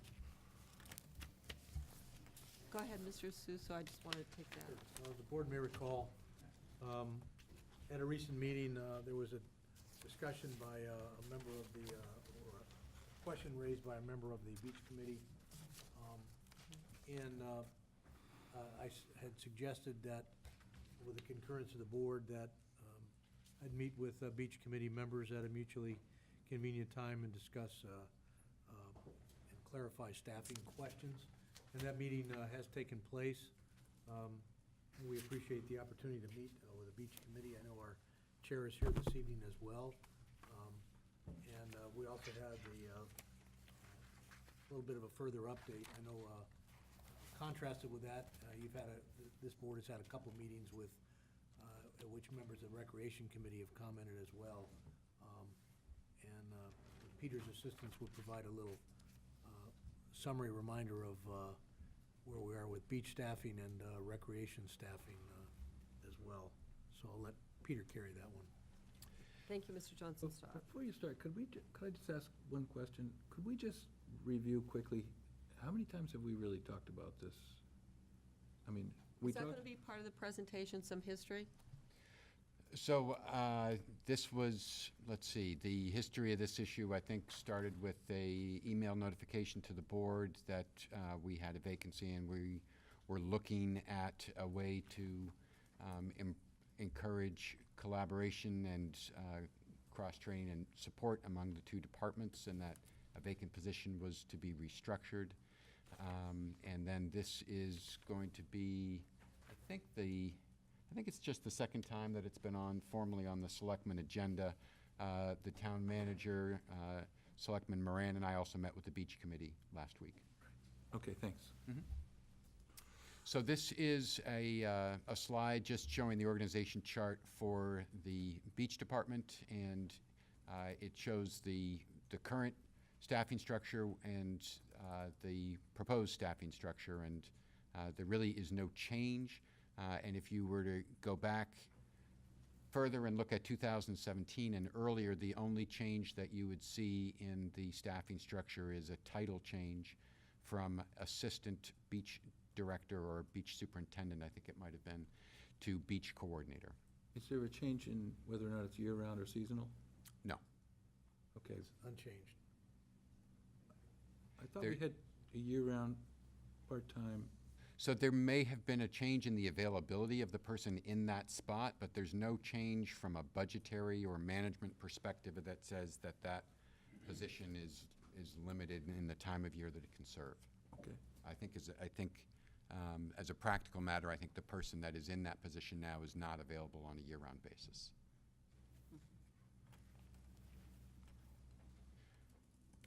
So the concept here that we have been talking about and promoting, again, is one of efficiency, trying to get away from silo departments that don't maximize their collaboration and mutual support. And we saw an opportunity with the vacant position to promote that sort of cross-training and mutual support, something that I've been working with all of the departments under community services to work toward. So what we are looking at, as the board is familiar with from the last time we talked about the recreation position that is being restructured, the title is Program Director B, and as we've discussed, it will primarily be performing recreation duties. And I'm just going to skip ahead to the recreation slide so that you have that in your mind. So this is the proposed staffing structure for the recreation department, and the change there is just that Program Director B position, which had previously been an Assistant Recreation Director position. That position has been vacant for a couple of years, actually, since Joe was elevated initially as Acting Recreation Director and now Permanent Recreation Director. So the change from the last couple of years is really that the vacancy has been filled, and there is the title change from Assistant Recreation Director to Program Director. Megan. So if we saw this recreation staffing slide 3 years ago, it would have had rec director, would it still flow like that? Senior office assistant, receptionist? No, you'd see the assistant. assistant. Assistant rec director and supervising, higher in the chain of command and supervising the program directors along with the recreation director. So it would be that box Would be up. Right. And then under the program director A, would there just be one? Or would there have always been two? No, there have been two. Okay.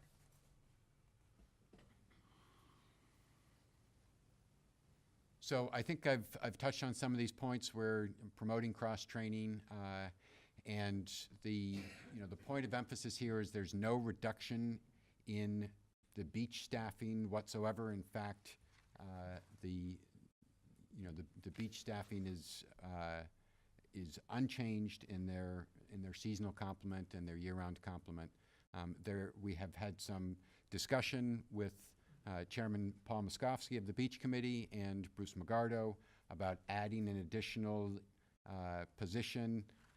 Paul would very much like to see that be a year-round position that can help learn the administrative. He's here, I'm sure he can Yep. speak for himself. So that's something that we're talking about and considering, and there may be some room to do that within the budget. But there is certainly no reduction in beach staffing being proposed. And with respect to the Recreation Department, as we just reviewed, it's really an increase in staffing over what has been there in the last 2 years. And with respect to changes from going back several years, it's at least neutral, if not more staffing. And there is a portion of a position that is being shared. So that's a bit of a takeaway. But with the proposed FY20 budget, the town manager has increased the hours for an existing 10-hour-a-week position to 19 and a half hours. So that more than makes up for the loss that this reduction would see. And there are also increases in the seasonal budget for the Recreation Department. So recreation is, again, more than made whole in the overall plan. Quick question, can you flip to the beach staffing chart? So where's the shared position? It's not showing there. In recreation. Yep. I didn't add it to this slide. Okay, so it's not included Right. here. And They wouldn't be supervising anybody in the beach department. Correct. The chain of command, the supervision is going to be At through the the rec. Recreation Department. all right, and then what you've just said is that you're considering adding under beach superintendent, the assistant beach superintendent. No. Okay, so what were you you kind of waffled about, you mentioned. I hope I didn't waffle. The pancake. The chair conversation saying, about the some money chair being had made a request that you were considering, so I was wondering Yes. where that person So that would be a would fit. seasonal, so where would it fit on the organization chart? Right. It would be under the beach coordinator. It would be either a part-time year-round or seasonal position in the chain of command under the beach coordinator. So it would be working under the supervision of the beach superintendent generally. And why was there a change in the title between beach coordinator and assistant beach director? I think that was the town manager's preference. So was there a job description change? I don't recall, Bruce, do you recall if there was a significant job description change? No. I think that stayed the same as for the change in title. Just a change in title. Doug, and then Megan. I'm just still trying to understand the concept of the change in the structure, because we previously had the beach superintendent and the assistant superintendent, and we had a rec director and an assistant rec director. And so why the change? And I never really did ask that a year or a year and a half ago when you said you wanted to explore it. I just thought we were gonna get more updates and, learn about it as we went along. And I really haven't ever really understood the reason behind it, the change. I think the view generally was that departments of this size, in general, don't have assistant directors. They have individuals with slightly different job titles that have those same duties. In other words, when the recreation director is away on sick leave or vacation, one of the program directors steps up and covers that. And that's been the case for the last 2 to 3 years when Mr. Alenka has been acting recreation director. That's been, anytime someone has been needed to step up, that has been the case, and we've shown that functionally has operated appropriately. And that's been without the assistant director position. That was one of the things that we wanted to explore. In the case of the beach coordinator, again, it's the size of the department. You effectively have second in commands for very large departments with a number of employees, police, fire, public works. In the smaller departments, you don't tend to see those. So this is an attempt to really have a little bit of a more uniform approach in terms of the way the administration of the town is structured. So if I'm sorry, I'm stepping out of turn, but I'm going to make a note. She's First waiting. Doug and then Megan. No, I think she's ahead. So I guess, so one thing that I look at is just sort of, if we're thinking kind of long-term, and we're thinking about, you know, kind of having a really good pool of individuals, not that any job is guaranteed, but just having individuals who have sort of good institutional knowledge and hands-on experience sort of beneath the current, not trying to push Bruce or Joe out, but, you know, they may want to retire sometime in their lives, although they've stuck around for a long time with us. But, you know, I guess I'm wondering how, when we look at these structures, making sure that we sort of have someone to either step into an interim role that can hit the ground running, or, you know, that somebody that's, again, everybody has to apply for a job and there's no guarantee, but someone with sort of that, you know, sort of that experience that they might be able to be a strong candidate. And I'm wondering if these current structures lend themselves to that, because it sounds like our current beach coordinator, at least, is really just here for part, or available kind of part of the year. It wouldn't necessarily be able to, you know, kind of step into the breach should Bruce, you know, retire. And the same for that. I'm not sure if that other structure looks like that to me for rec either. Right. So succession planning was foremost in my mind when I looked at this change. And again, the fact that the current beach coordinator is not available year-round is a matter of the labor market. It's a matter of who was best qualified to be the number two. It wasn't a matter of our saying, you've only got budget for the short season. Mm-hmm. So that's why, and that's the nature of most of the folks who work in the beach department are limited in their year-round availability. So there's some mix, but many of them, particularly at the supervisory level, are, you know, they're teachers. They have other careers. So that's one of the very reasons that I wanted to say, let's get a year-round benefited person to have some knowledge and training in beach, so that as part of succession plan, even if that person may or may not be the right person to be the next beach superintendent, but at least there's a bench, you know, at least there's a support system that's year-round that we can rely on. And that's who the Program B, that's what you're saying, who the Program B director? Yep. Okay. But isn't that Program B director going to be primarily working in the rec department? Yes, but with cross-training and some support to the beach department. And over time, hopefully that person is in that position for a couple of years, and over time gets a real working knowledge of the beaches, so that there's an additional resource to rely upon when a transition happens with the beach superintendent, which I'm sure is 25 years away. But I don't see how that person, even though it might be a couple of years of here and there interacting with the beach, if they're primarily rec, I don't see how that prepares them to be the beach superintendent all of a sudden when something comes up. Well, maybe it does, because they're experienced in Falmouth, and they have, you know, there's a lot of commonality in skill sets in the two departments in terms of supervising large seasonal operations. But again, even if that person isn't the next beach superintendent, that person can take charge of recruitment in the spring in the absence of a beach superintendent. That person can be of support with procurement, with purchasing supplies. So it's part of a support system that helps with the transition.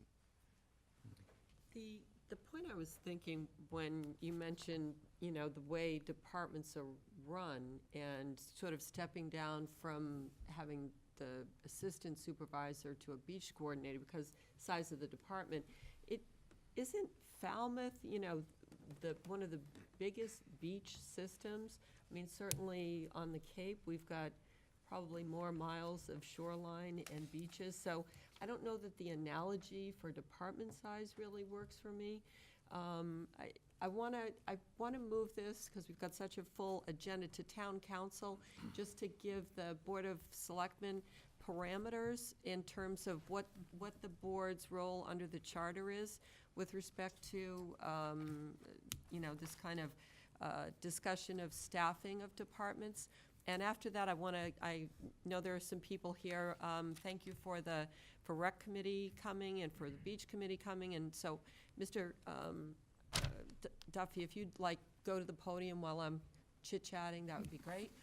And after that, I want to give folks a chance to weigh in, but if you could just lay out the parameters for the board. Madam Chair, this is Frank Duffy, Town Council. I prepared a memorandum which I submitted, I think, went out in your packet on Friday. So the charter actually provides that the town manager has primary responsibility for personnel administration.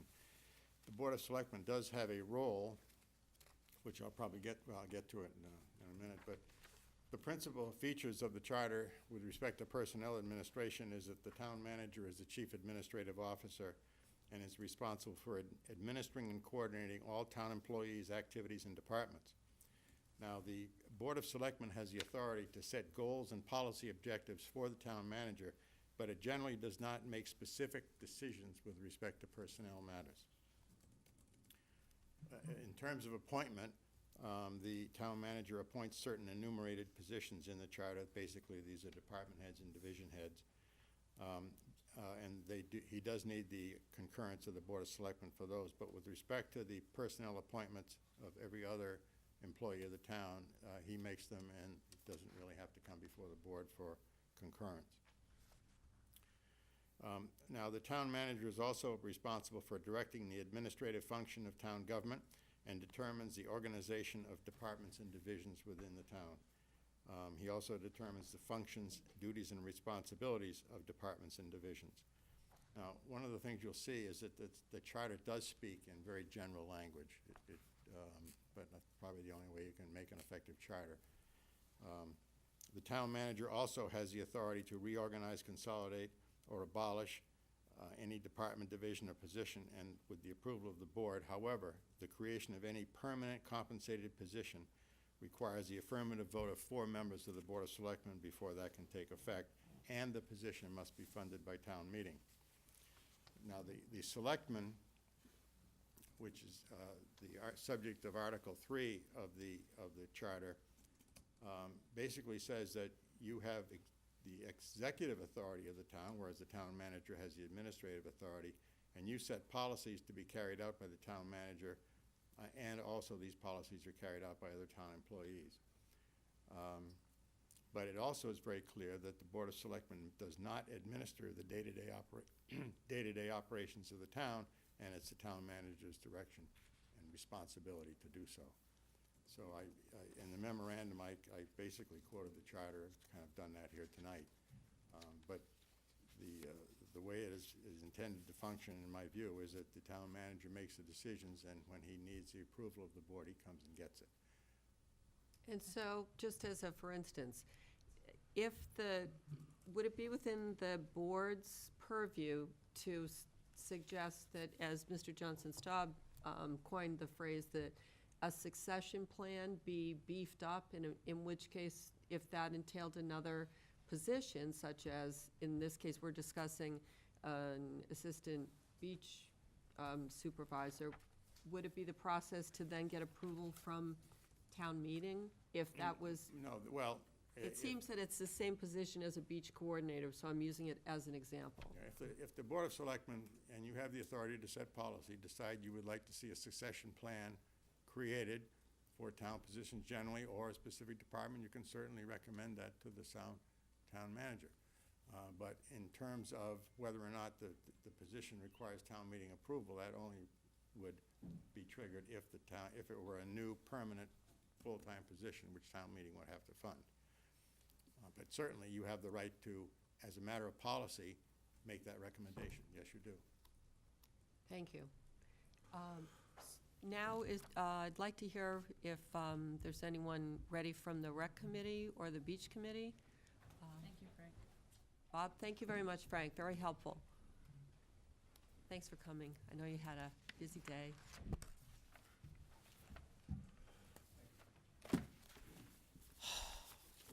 My name is Robert Brown. I'm chairman of the Recreation Committee.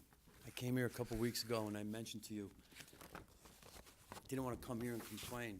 I joined the Recreation Committee, and when I joined the Recreation Committee, did a little research, went to a few meetings, read some minutes, read your strategic plan, read your fiscal policy, and I didn't want to be a complainer. All I wanted to do was what the charter says, such policies and to make recommendations on the recreation needs of children, youth, adults, and the elderly to the Board of Selectmen. That's all I wanted to do. I didn't want to come here to complain. Didn't want to come here and give anybody any gotcha moments, or he did this, or he didn't do that. I didn't want to get involved in that. Didn't want any drama, didn't want any trauma. You know, I'm feeling a buck coming. you know, so, well, you know, it's more than that. You know, it's, and I think about your strategic plan, and I have copies for you. I don't know if you have We asked for memories, copies in the but it packet, says here. but I don't think they got there. It says here, and I'm quite upset to learn that a year and a half ago, this was in the mix. And you sent an email, you answered a question, you sent an email to Doug Brown about it. We found out this by accident, okay? We didn't find out about this until the spring of 2018. We found out, and we put it on our agendas. We discussed it about when is Joe Olnick going to be appointed as the recreation director or somebody else, and what's going to happen to the assistant recreation director. Joe, I believe, wasn't able to divulge that information to us. We asked the assistant town manager the question. I recall it very well. I know how to ask a question. And I asked the question, after Joe becomes appointed, when are they going to hire an assistant recreation director? And the question wasn't answered. And then we learned, I think maybe 6 to 8 weeks later, that there wasn't going to be one. So, you know, I read the Enterprise editorial. You know, we did discuss this with Joe. We discussed it with the town manager in June. We voiced our strong opinion against this plan. We've written letters to the selectmen. It's in our minutes.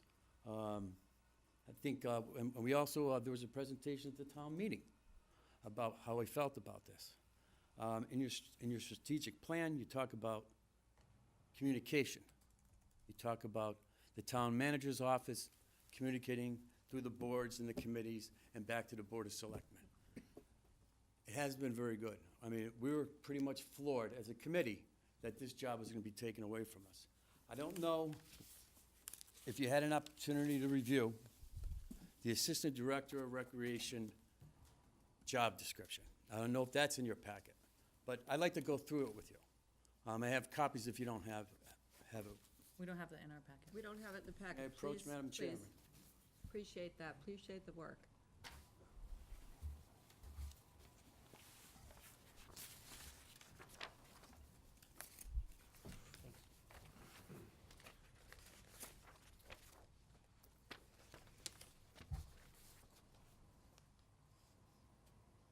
If I draw your attention to the distinguishing characteristics of the Assistant Recreation Director. Works under the administrative direction of the Director of Recreation. Performs responsible duties requiring the exercise of judgment in the planning and execution of community recreation programs. Next line, very important. Errors could result in adverse public relations, reduced levels of service, and could jeopardize municipal programs. Makes frequent contact with the general public and school and town departments and local civic organizations. I have not heard in the 2 years, 8 months of my term anything about the recreation department reaching out to the schools. I think when I came here complaining about your $4 raise of the recreation fees, and I also was mentioning that you're getting rid of the assistant recreation director, I was wondering what we're getting for the $4. No one's going to the schools. And so in the editorial of the Enterprise, it talked about, you know, what are we missing? What are we missing if we don't get a recreation director? Well, we haven't had a recreation director for 2.5 years or more, assistant recreation director. I think that's one of the most important features of what an assistant recreation director can do is to go into the schools and look for children who maybe need some mentoring. Look for children who may need some help. Look for children who don't know how to maneuver their parents or themselves to get to the recreation department and maybe join a team, sign up for a program. Those children are out there. Someone has to look for them. Supervises approximately 20 seasonal part-time employees. Well, you better put bathrooms down at the recreation center. I mean, where the concession stand is, because you're gonna have 180 kids there. Without a assistant recreation director, they have to go to the bathroom. You don't want them running around unsupervised going up to the recreation department. So, I mean, this is ridiculous. That assistant recreation director, who's supposed to be supervising 20 seasonal part-time employees, would be wearing extra sunscreen working for the beach department. One of the busiest and most vulnerable time of the recreation department is the summer camp season. 180 children at different levels of cognitive development. Some children may need someone to go with them to the bathroom. Some kids may need extra help. And we're taking away an assistant recreation director supervisor to work the beach. I don't know why. I don't know if it's about the money. We have AAA bond rating, reserve cash. I think it's wrong to try and save money on the backs and the safety of children. I'm sorry. That's how I feel about it. I think that's how my committee feels about it. Work is generally performed, well, skip that one, but to essential functions. Plans recreation department programs in accordance with the Director of Recreation and the Recreation Committee. The communication that we get, and I don't think it's the fault of Joe Olnick, regarding this, I mean, has been poor. Maybe we should have done this in June. We had a meeting with Mr. Suso in June, and we were hoping, I hoped you all read the minutes, and we complained pretty heavily, for approximately an hour and a half. And it didn't get anywhere. So, and now someone's hired, and it's, I think it's sad. One of the things that the Enterprise editorial requested, what programs from the Recreation Department, what programs might the Recreation Department create if it had more manpower?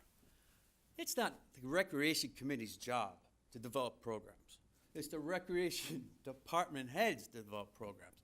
But if I was an assistant recreation director program, and I don't want the job, is that, you could do all kinds of things. How about Pickleball 101, for children to learn pickleball. I know Patricia Morano, a former member of the Recreation Committee, teaches pickleball in the school system, I believe in Mashpee.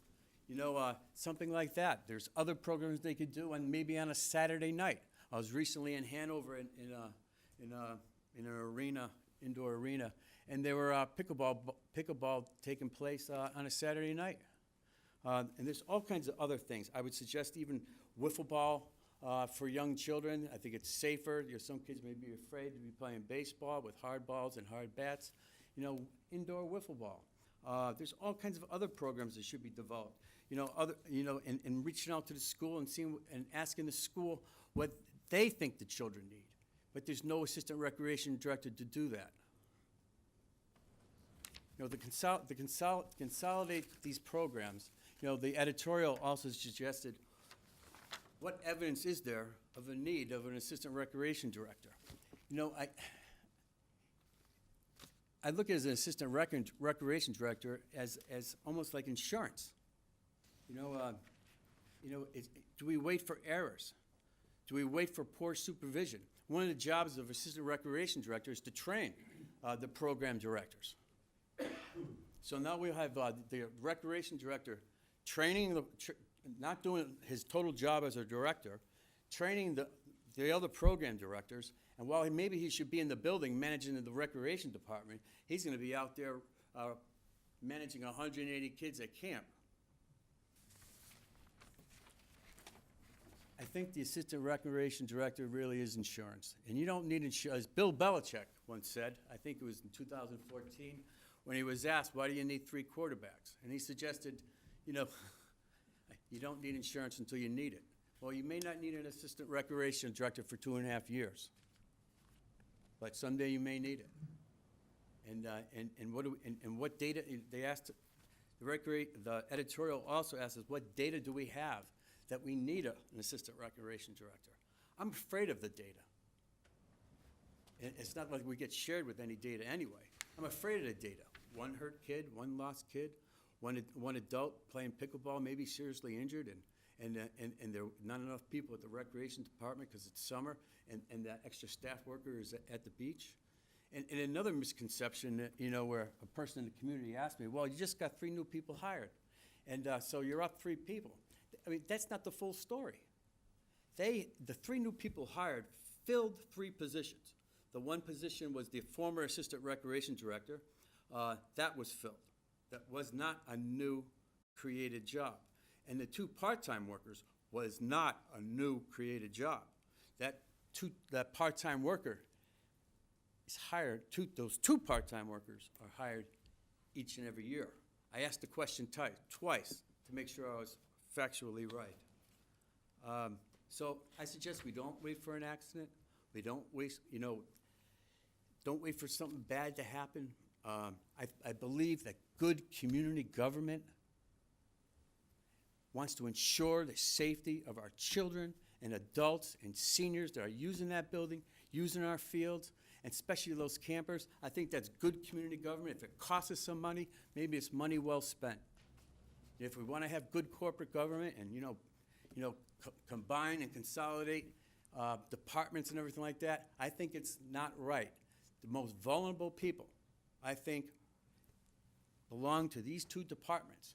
The beach, water, waves, children playing, they probably should be rightfully staffed.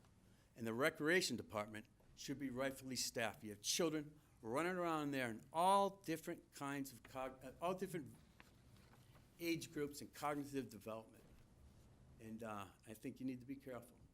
I think good community government would have good staff, succession policy, and someone in that building with supervisor powers on the 2 days off that Joel Olnick is off.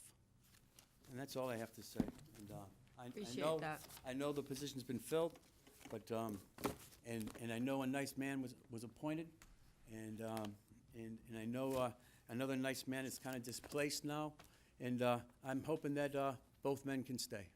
Thank you. Thank you, Bob. Next, if we could hear from the Beach Committee. I am Paul Skufke. And Welcome. thank you. Said it well. This is a bad experiment. We've got 2 different departments that need succession, they need people, they need staff, and you hired a person to take care of them, and that guy shouldn't be going to the beach, making sure that things are right, or trying to train with Bruce for 2 hours on a weekend, and then that guy, or a day on a weekend, or hiring this person or that person. Oh, sorry, I can't come to work this day because I was on the weekend detail with the beach. It's crazy. There's no succession planning. There's no looking forward. This guy's gonna retire soon, and the way Bruce learned, excuse me, this is my usual thing. Anyhow, the way Bruce learned is he worked under other people to learn his skill set and what he did and how he does it. We saved lives last year. We have an extremely successful beach program that our morale is great. I mean, it's going in the right direction. And to split this thing in pieces so that it fits into this nice little box that everybody, oh, geez, let's coordinate, let's consolidate. The beach works just fine, just the way it is. It's not broken. Let's don't fix it, okay? But we need a person to shadow him. We need a part-time, year-round person. And he's gonna need some help. And the people that come in the summer, they're huge. They're going down to the beach house in the morning and seeing the 100 people that are there just going, pew, and everybody's on their job, and You know, we're saving lives. We put out a lot of fires last year. We had a bunch of stuff that we had to deal with, and we did it. And we did it all in-house. We don't need somebody to do some of our paperwork for us. We do our paperwork. We figure all that out. But somebody needs to learn what Bruce knows. Like, what is it, institutional knowledge? Is that the word? Somebody needs to know what he knows.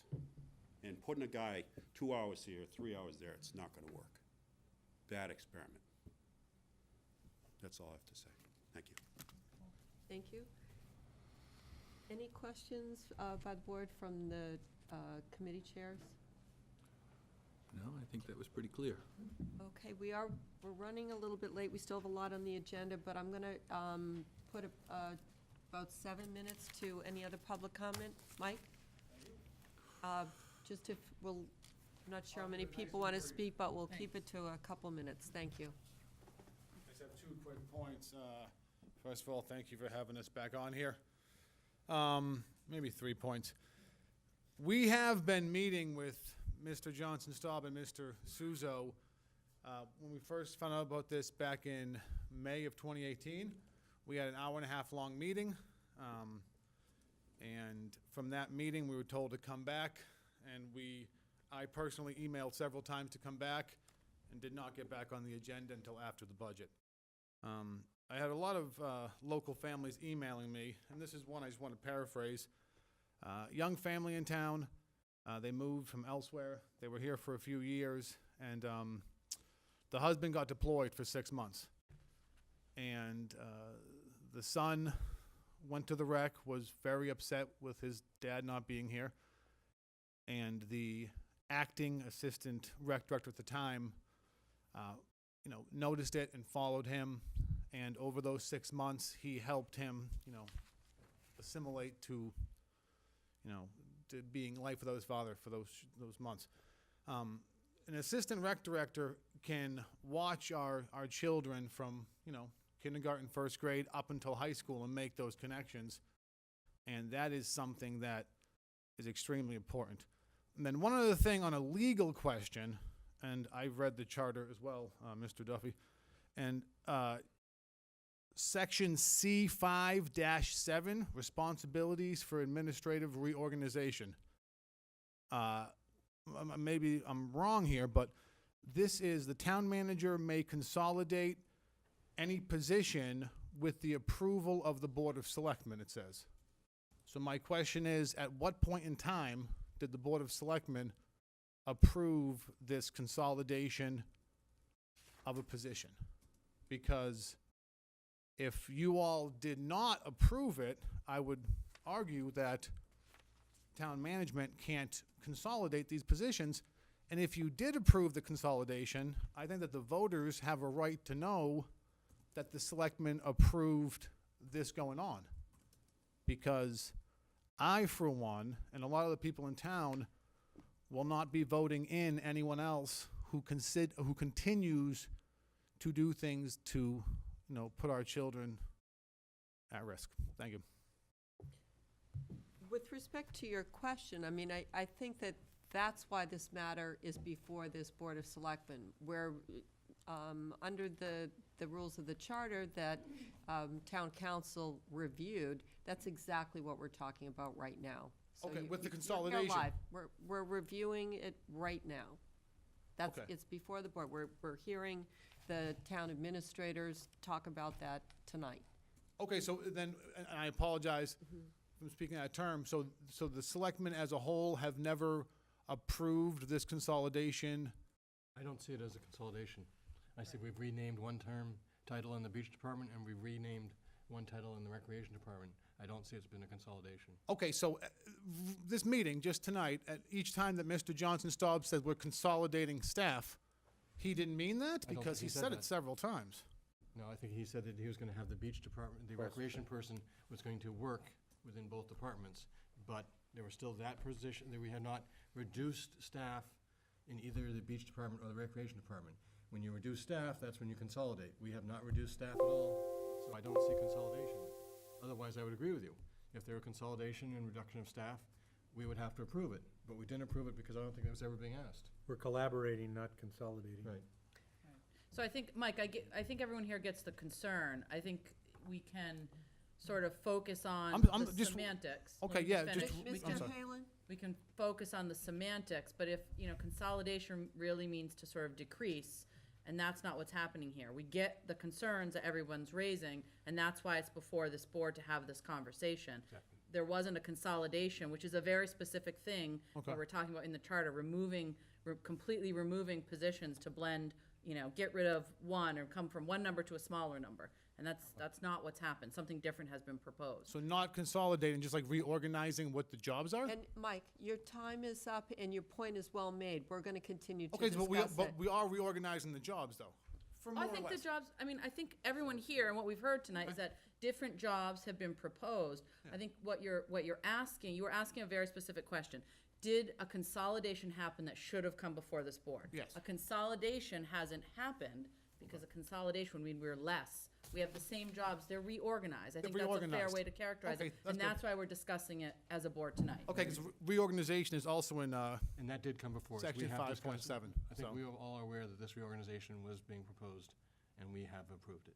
so you all have approved this reorganization We were previously? told by the town manager, assistant town manager, that they wanted to attempt this, and they notified us about it, and so And you all, this is all voted on in a public meeting. I know my time is up, but I just want We're to open and continu- transparency. Mike, this isn't a back and forth. You made a presentation to the Board of Selectmen, and my point is, we are continuing to discuss it now.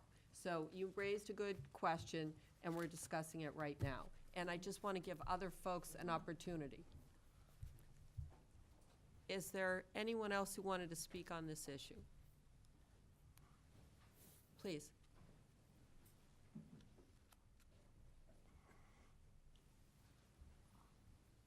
Good evening, everybody. My name is Brian Matthews. I'm a local parent.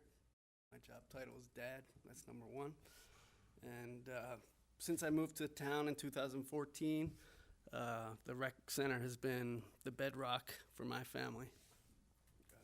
Kids' investment in sports, play, family fun, it's all been connected to the rec. And I want to thank Joe for being the pilot, the steadfast leader there. But since 2014, I've noticed a lot of transition, and I think kids deserve more than that. We need to invest in our kids. They need to be number one, and I feel like there's been a lot of change in staff, and it hurts our kids. And it's sad to know that we recently lost a staff member that was a vital. He had a lot of enthusiasm, and the kids looked up to him. I'm not sure where he went to, but I think another position was lost recently within the last couple months. I'm not sure where the transition goes or what the leadership is, but my main question is who is the captain steering this boat? And we need consistency for our kids' sake. Thank you. Thank you. Is there anyone else who wanted to speak on this issue? Thank you. Personally, I'm concerned about a succession plan. That's the thing I see missing from each of these presented changes.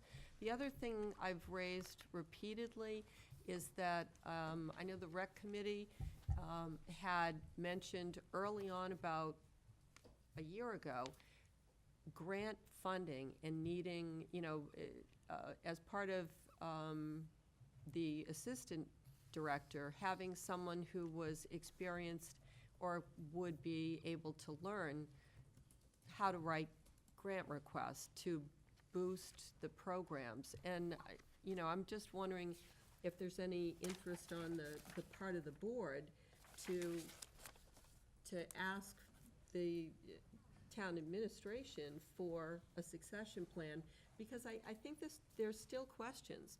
I mean, there are still a lack of communication with respect to some specifics, or at least a lack of clarity, and I'm really concerned about this let's try it and see if it works sense, because these are departments that do have, safety concerns. You look at life-saving, you look at the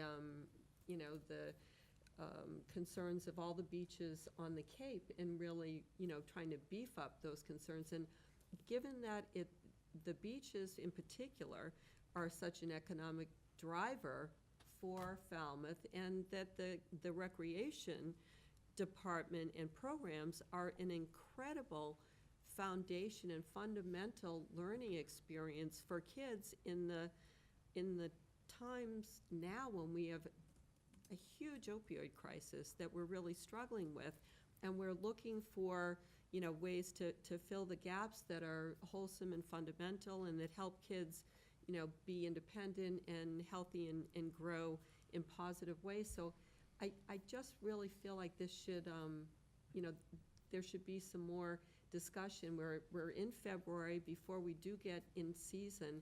I just feel like there's still, we've had a couple of conversations about this, and there's still some questions that are hanging out there, and I'm curious, Doug and then Megan?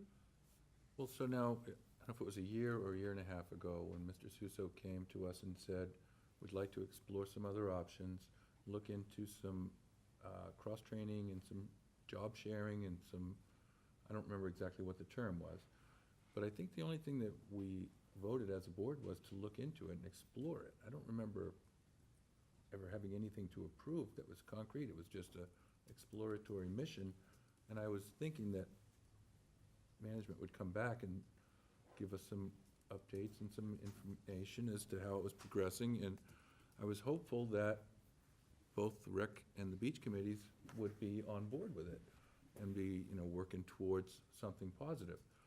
But what I'm seeing is, both committees are vehemently opposed, and we haven't really had a lot of information, and now some staff changes apparently are being made, and so we're already going down a road that I don't know if we have any right to interfere, or if it's really legally our purview. Like you said, there's a lot of questions, but I see a lot of unhappy people, and I'm not sure if we're headed in the right direction. I really don't think we are. Well, town council is here to answer the legal questions, so, if you need more information, definitely, we can call Mr. Duffy up at the end, but Megan first? So, I think, town management is looking to kind of, the town manager, the assistant town manager are really sort of looking at the nuts and bolts, right, of every day. And they compare it to many, many municipalities. They take a look at how things work in different places. They bring their own experience from the way things work in different places. So, there's no sort of undercurrent of, there's no benefit to anyone to this idea that has kind of been out there that, things were cut or changed or rearranged to kind of harm anyone. We hear that is the concern from rec and beach, but the goal and what they're tasked with under the charter is to kind of every day, day in and day out, look to improve some of those municipal services, save some taxpayers' money, streamline services, remove kind of duplications, improve the services that folks get. So, that's sort of where this drive and effort came from town management.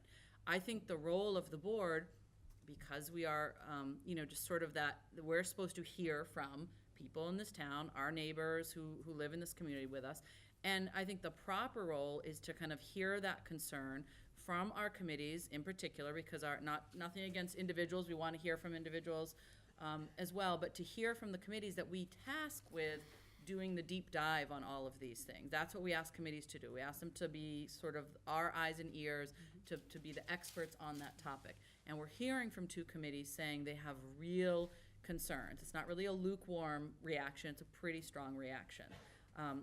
Bless you. So, I would say that we're hearing from, and we've heard from constituents as well, about, some of the very real concerns. And I think Attorney Brown made great points tonight about, the role of an assistant director in being able to kind of push the envelope further. We hear a lot from folks that we wish that our rec department could do more, have more programs, be open more for some of the reasons you're talking about, kind of give more things for kids to do. And I don't know how a department head can do all of, run the day-to-day, manage people, deal with personnel issues and all of that, plus sort of be tasked with bringing on new programs, developing those, talking to all the individuals they need to talk to in the schools and elsewhere. So, I think the first thing we have to recognize is that the town management was doing something that all of us as taxpayers and voters in this town ask for all the time, which is to try to improve services without having, the bottom line skyrocket. That's where this came out of. It doesn't mean it's the right fit for what we need, and we're hearing from people that those are concerns. So, I think, and I hope Frank, reins it in if it's not, but I think it is within it's not the purview of the board to run day-to-day operations of the town. That is a town manager, that's how the charter directs it. But I do think, to set policy, and if one of our policies is that we want sort of to have a sort of more fully functioning rec department that is growing programs, then I think that's a policy issue that we then send back to town management. The same with the beaches. If we're concerned about succession and sort of what the plan is down the road, I think that's a policy issue that this board can direct some action towards. I see this new position as being made, that was just made. I don't think it's a bad thing. I think there can be some interconnection between rec and beaches. Maybe not the way it's structured like that, but there is some overlap. There could be some more communication. So maybe it's, going back and taking a look at whether that assistant director for rec needs to be put back in there. And maybe the role is slightly tweaked for this new person that's hired. Maybe they're more towards beach so that somebody sees sort of day-to-day what Bruce does, has a better sense of what's going on. And we evaluate that as sort of we go down the line. So I do think it's appropriate for the board to make a policy direction, because that's what we do, and ask that the town manager, sort of act on that policy direction. Doug, sorry. I guess one question I do have, my understanding was the assistant recreation director we tried to fill, and we're not able to fill it. Am I wrong on that? No, you're recalling there was a position that we tried to fill that was the same pay grade as the assistant rec director, so a budgetary cut to recreation department was never proposed, never in the works. So that position was a grade 9, same as the assistant recreation director, and we didn't find a qualified person to fill it. So then we went to a grade 8 position, still incorporated some level of cross-training, and we were able to find someone with the skill set to match that job description. And were they able to be given some of the duties that the assistant recreation director did that Mr. Brown delineated as saying needs to be done? So there is a lot of overlap between the program director position and the assistant recreation director position. Yes. I think the number, in terms of, we want to move in the direction that the Board of Selectmen wants us to move, and I'm sure we'll be talking about it. I would offer up that if the desire is sort of to expand programming and write grants, changing a title, I don't know is going to make a huge difference there. Unless we add, add a lot of money to the salary and hire someone with different qualifications, you're talking about an additional staff person. Right, and that's where we do have some flexibility by the charter. The assistant recreation position exists within our charter. And if we wanted to go to town meeting and sort of veto our administrative staff and put more money in, we could actually increase the budget and say we want to put more money into the operating budget to increase the staff member, because it's already in there. As opposed to having to create a new position, the position does exist as a salary scale, and we could say that's where we would like to. And that's what our rec department is requesting.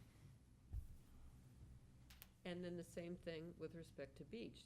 There are similar concerns by the committees and by the public. Well, the beach sounds like Mr. Johnston has already been talking about having that beach coordinator have longer seasonal hours.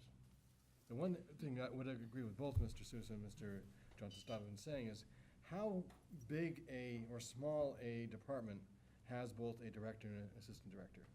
That both of them, at what point do you need both? Is it 5 people that you need to have both a director and assistant director? Is it 10? Is it 25? That both of these during the non-summer season are not very big departments.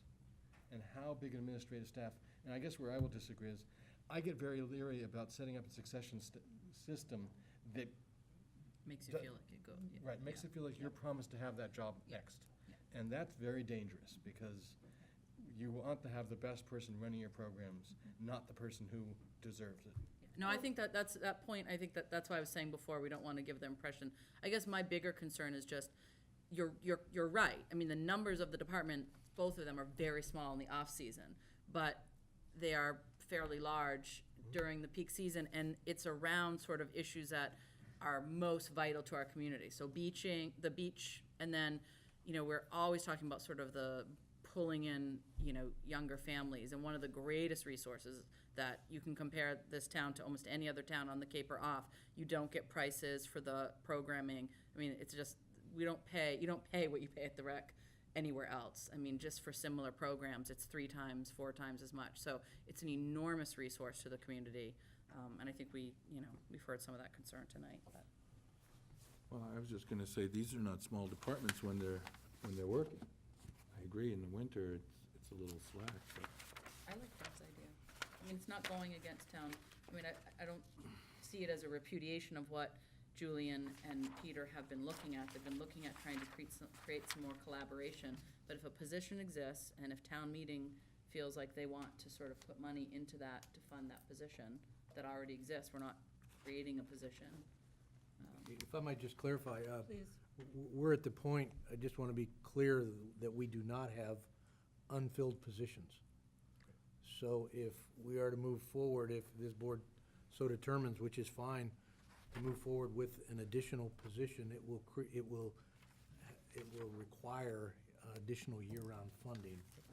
And as a reminder, just a general reminder, because I certainly know the board is aware, but everyone listening may not be, the FY20 budget includes, we've stretched it to the limit, 4 new police officers, 2 new firefighters, 2 new parks employees. So this is a level of new year-round hiring beyond anything we have done in the last 10+ years. And truly, we're stretching the budget to the limit to do that. So to be adding yet additional full-time positions, arguably something needs to go away. Some of the, 1 or more of those needs to go away and be replaced. Otherwise, we're risking that sustainability issue. And one thing a manager never wants to do is hire full-time people knowing that he's going to have to lay them off in the foreseeable future. Any simple downturn in the economy, and we just want to be cautious. And the fact that we've been able to be cautious with the leadership and support of this board is one of the reasons that we now have a AAA bond rating, and that we save $50,000 or so a year on a $20 million bond issue like we have for water, wastewater, senior center, et cetera. So I just wanted to insert that element of caution. And again, I know the board is aware of it, but not everyone listening would be, so I'm just trying to interject that element. It's not as simple as just setting aside more money, because we are pushing the envelope considerably. And I know the board's aware, and in my judgment, it's the right thing to do. And we've heavily moved in the direction of public safety for all the reasons that all of us know about. And I talk about the 2 parks positions. Well, those are in part a response to a request from the Recreation Committee. And I think that's been lost in this conversation. Now, that's not exclusively recreation, but it's working with the schools, the parks, and the Recreation Committee as well to serve the entire community and to catch up in an area where, unfortunately, since the last recession in 2007 and 8 and all the cutbacks, we had fallen behind. So we're trying to balance that urgent need for public safety that's clearly there with the need for service levels elsewhere. So thanks for hearing me out. I just wanted to pass that along. And I think that was a perfect point to be made, because it explains how far we've come through being fiscally responsible, very careful, and frankly, Absolutely. In fact, when we did the town manager's review, everyone agreed, that's absolutely your incredible talent. I mean, and it's huge, and it affects every single person in this community, and very appreciated. But I think that this might be the kind of position that, and that's why the process is to go to town meeting and see if folks want to spend the money for that particular item. So your point is well taken, and I think has been the driving force with respect, as you mentioned, with respect to the public works folks being added.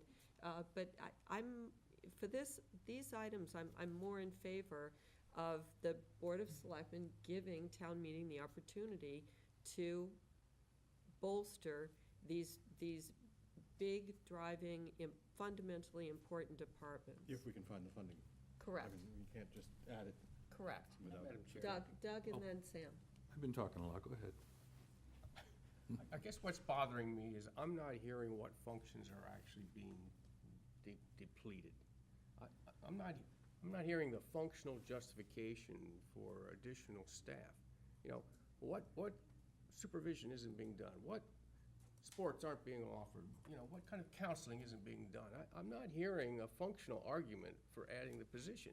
I'm hearing people waiving all kinds of potential disasters or accidents or something like that, but if the supervision is still there that we've had all along, I don't know why this is gonna change. And so as a town meeting member, if I'm gonna add a staff member, I wanna know what the functions are that need to be added to make this a better program. And I wanna hear the arguments based on functions that either aren't being provided and should be provided, or functions that have stopped happening, okay, as a justification.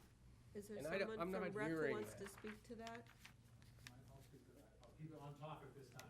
Let me just ask the chair to make that decision. You have 3 members of your committee, I know here. Is there someone that wants to answer Mr. Patterson's question?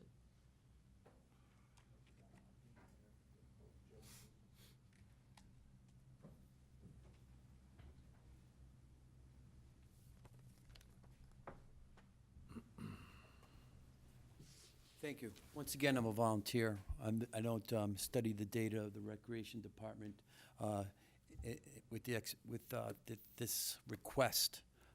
What functions are missing? Senior supervision of new employees. Senior supervision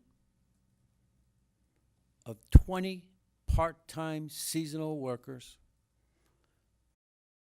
When that employee that's known as Program Director B or something, right, is on the beach. So that's been missing. That will be missing. You don't have senior supervision. And we're not looking for an assistant recreation director to be the anointed successor. We want the best person to fill that spot. And that job be put out there on the open market to be filled. That's not what we're looking for. We're looking for good government, good community government, safety, and well, what do we wait for? We wait for something to happen? We wait for a lost child? We wait for someone probably to maybe go to the bathroom, get sick, and there's not a regular rounds to check the bathroom to see if someone's in the stall, maybe having a heart attack or something, or worse? I mean, I think good government needs good supervision, especially when you're dealing with children. You have assistant principals, you have risk counselors in schools, you have an assistant town manager, you have an assistant DPW. I mean, I don't know what's so evil about the word assistant. I don't. In regards to the grants aren't being looked into. Grants aren't written by the only grants I've seen written, and since I've been on the Recreation Committee, was recently for the Community Preservation Funds. That's taxpayers' money. When I'm thinking about grants, I'm thinking about non-Falmouth money, tax money, going out there and getting grants from private companies, from private entities, or even from state government or even federal government. That's not being done. And that's best done inside the Recreation Department. I know the county has a program, but I think it's best done by someone from the Recreation Department with boots on the ground, knowledge what's needed, and knowing what they have to ask for and how they can service that grant. That person who gets, that assistant recreation director, very well may earn part of their salary just by the grants that they bring in. I can't recall one single private grant that was asked for by the Recreation Department since I've been there for 2 years, 8 months. So I think those kinds of functions are missing. Maybe that's not enough. It's but, not in this current job description. No, it's not. I think it can add that. You can add the grants. Why not? It's a sentence. Thank you. Appreciate it. Does Beach Committee want to speak on that issue? Paul Moskowski. One of the things that besides the revenue that the beaches bring in, which is pretty significant, from our budget for the last 10 years, we've given back between $20,000 and $40,000 from our operational staff because we haven't used it. And that money could go towards somebody that could cross-train with Bruce, and I'm sure administratively it has to happen some way. But, you know, the money is there within our given operational budgets that have already been targeted out for X amount of years. And we can work with that to try to get that institutional knowledge for the next sort of generation of our beachgoers and the people that keep them safe. Thank you.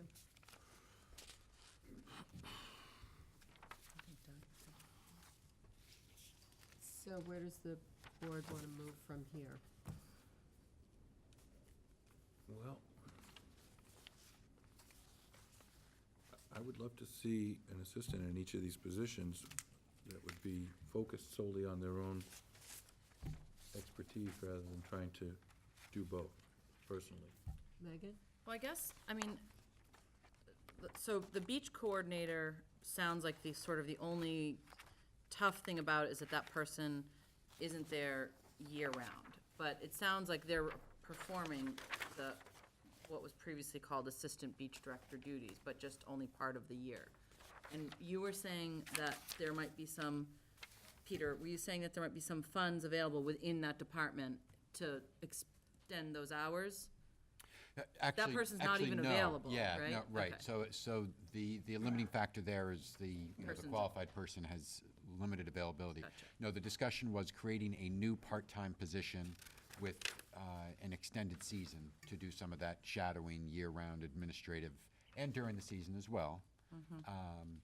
So there is some flexibility within the budget to pursue that. Whether it's, 12 months a year or 9 months a year, we need to look at that, and we need to put the job description together and figure out what the pay rate is. But there is some wiggle room in that budget to affect the sort of cross-training that Mr. Moskowski is suggesting.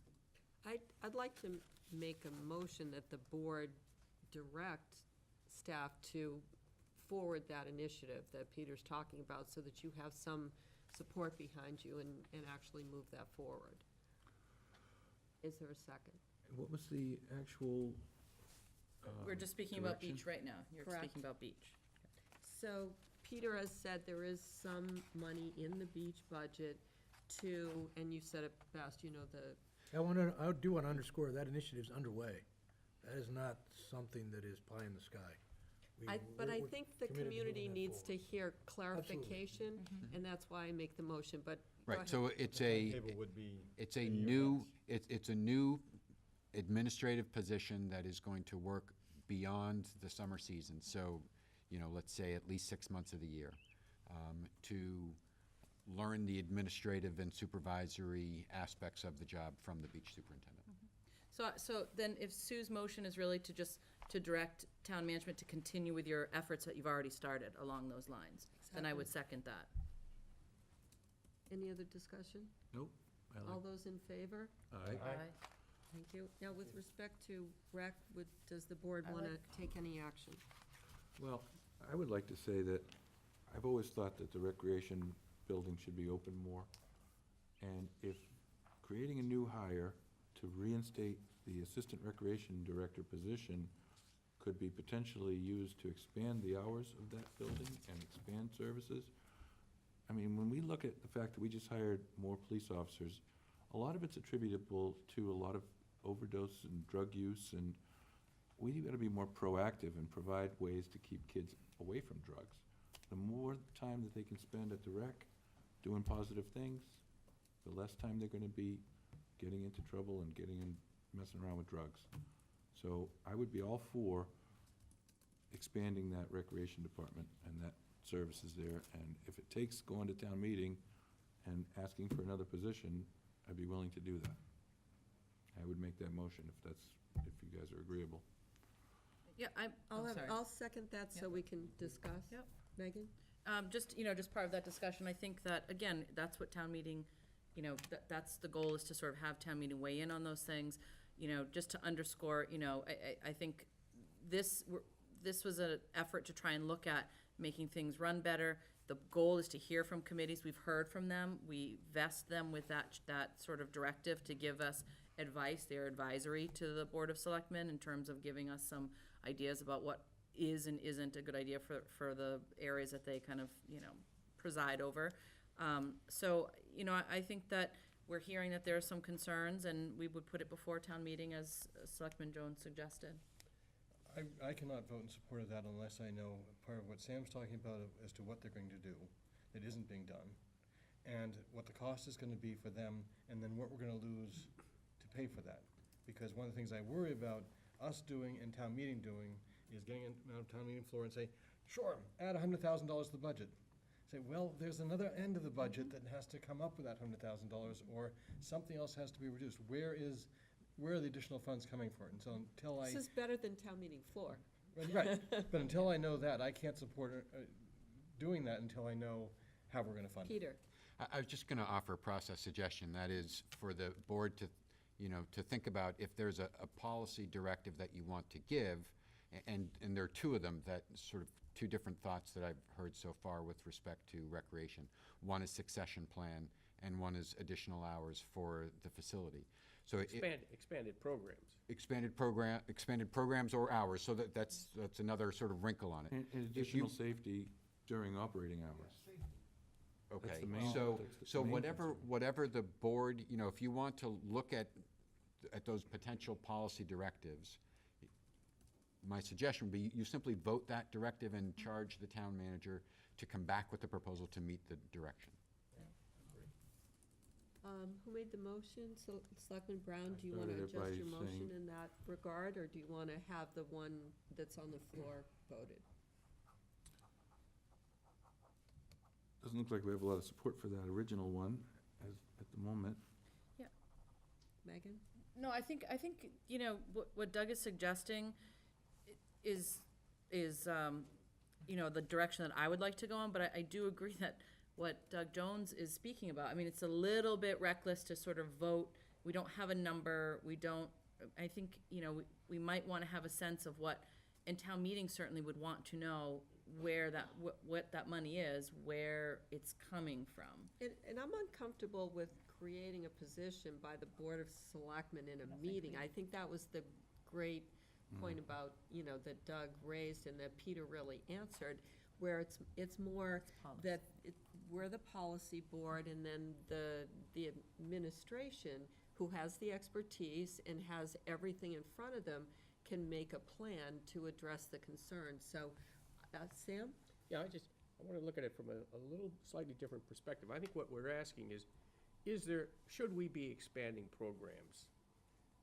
Come back and tell us where we could strengthen the recreation program so that more children could have more beneficial experiences. Give us a proposal and then a job description for that position of exactly what that person is going to do to provide those programs, and in what way. What kind of standards are going to be set for what goes on.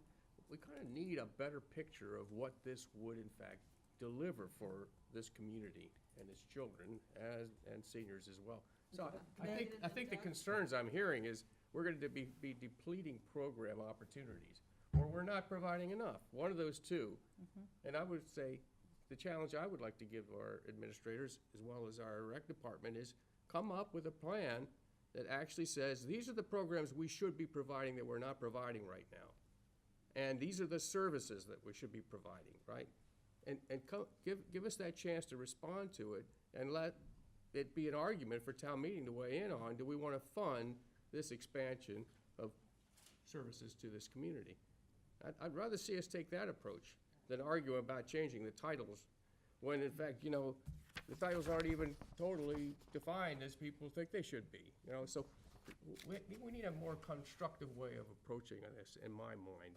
And that's from a town meeting member's perspective of what I want to vote for this or not.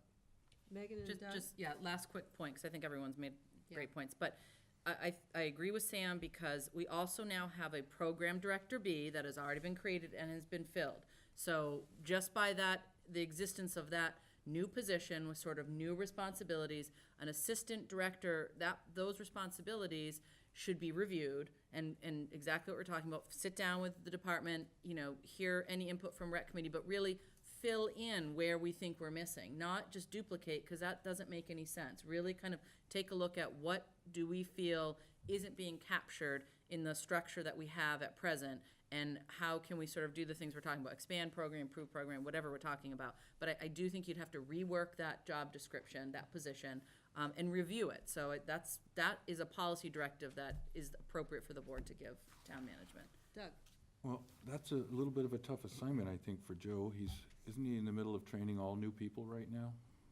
I mean, he's gonna, I think that's a rhetorical question. by himself, And right? look, that is the job of a director, Right. period. Yeah, I don't so- care what you say. Okay. They might be busy, Yeah. they gotta get the job done. And Yeah, I've been in that that's right. position, and you run a business, you gotta get it done. Okay, well, so I'm just pointing out, it'd be great if we had an assistant in that position right now, because he could be helping train the new people. It's another illustration of where the assistant is useful and what's lacking right now. But Joe used to have that position, so he's in a really great, he's well situated to sort of have viewed things from different perspectives, and to maybe give a full view of that. I have one more question. Sure. So given all the comments, would management consider going back to the previous structure? Because it doesn't seem to be well-received by the public? Well, we can't, because I mean, I don't want to speak for management, we can't, because we've already hired somebody for a position, so we can't unhire that individual. So now it would be looking at what's not getting done. And back to sort of our role as policymakers, I think that we move this effort by, you know, forwarding the suggestions, and if you want to amend your motion to include all of those requirements, and then let the administrators figure out what the recommendation to the board is going to be. That let them do the homework, let them do the research, let them ask the questions, talk to staff, talk to rec, and then get back to us. Okay, well, I will amend the motion. I would like to know, all right, how would I word it? I would like to have staff review how we can improve services and expanded services and deliverability of services in the recreation department. I'll second that. Megan? Can I just add to that, and what role, what responsibilities would an assistant director have if we were to build an assistant director into that structure? Will you agree to amend your motion to include that? Yes. Sure. Is there any more discussion? Yes. Sorry.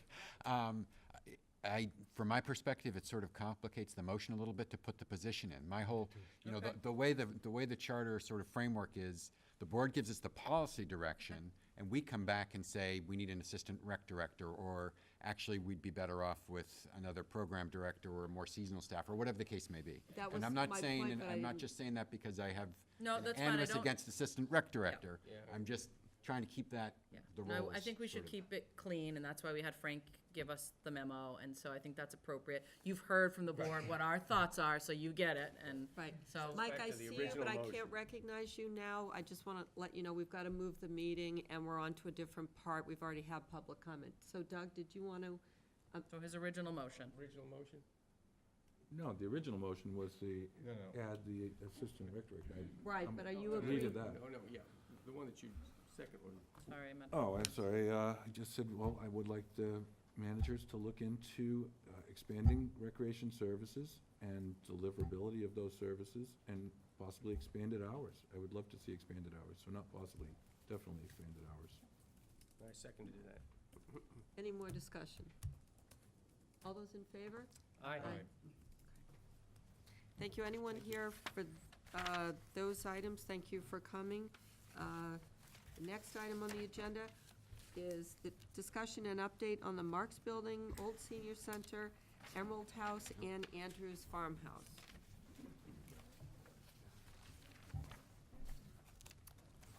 And who's presenting? Thank you, Madam Chair. I'll start the ball rolling here. Thank you. First, with regard to the Marks Building, we presented the board with some summary information, including addressing some questions which had been raised, and which the board asked us to address from your meeting last week. And given the considerable deliberation that we observed with members of the board, I'm respectfully asking if the board would provide policy direction for your intentions with the Marks Building, whether they remain parallel with what has been affirmed in the past. And I know I'd given you 2 weeks ago, I'd given the board sort of a historical sequence in terms of going back to 2014 on deliberations with the Marks Building. But we do have some items that are in need to go forward, or if the board wants to vote to go in another direction, to so advise me so that I can act appropriate with your preferences. Sure. And I think the roof is, the matter of the Marks Building roof is perhaps the most urgent item. And Madam Chair, as I think the board is aware, we looked at a couple different options. One is to consider proceeding with the existing contract. There is a signed contract in place, as has been shared with the board, to replace the asphalt roof in kind with asphalt, a successor asphalt roof, in order to protect the historic structure from damage. There's an imminent problem with that roof. It's been leaking, which is why we went to a town meeting and secured the funds to replace the asphalt roof, so that we do not have any catastrophic water damage to that structure.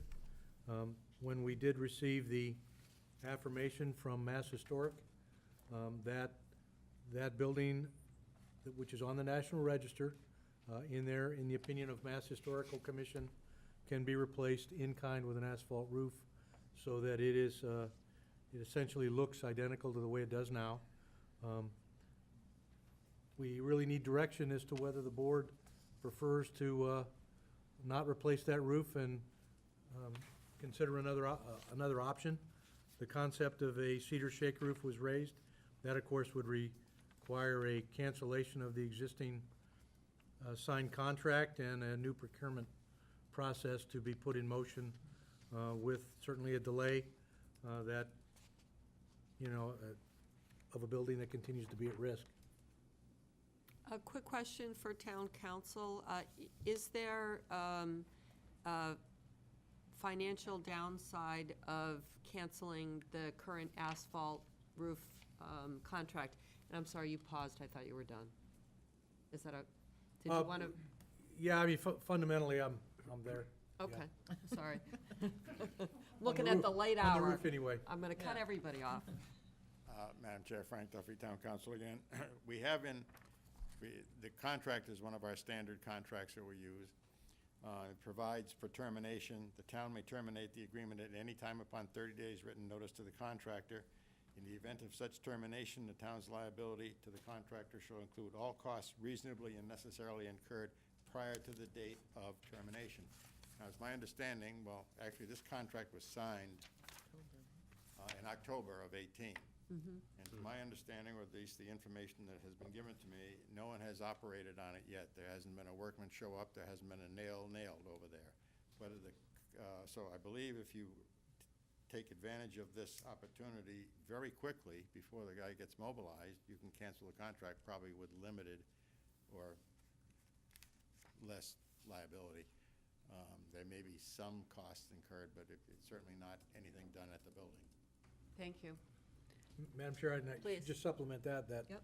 to move to a wood shake roof, we will need to have some additional funds appropriated, considerably beyond what is set aside for the asphalt roof. So I want to make it clear that canceling the contract does not immediately open the door for the town manager to go to the procurement and have a wood shake roof put on immediately.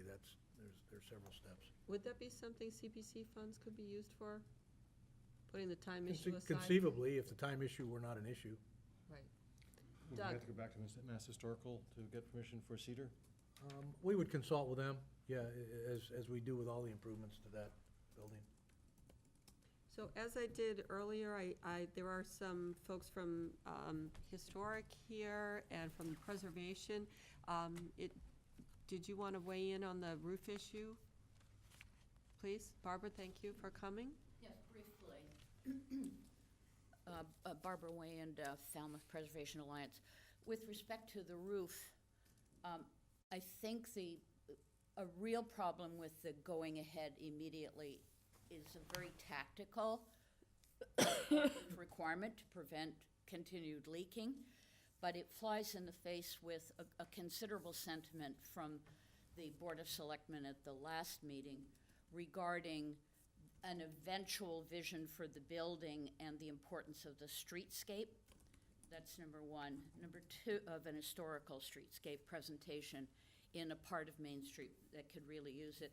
And second of all, there's no allowance in the current contract for the repointing of chimneys.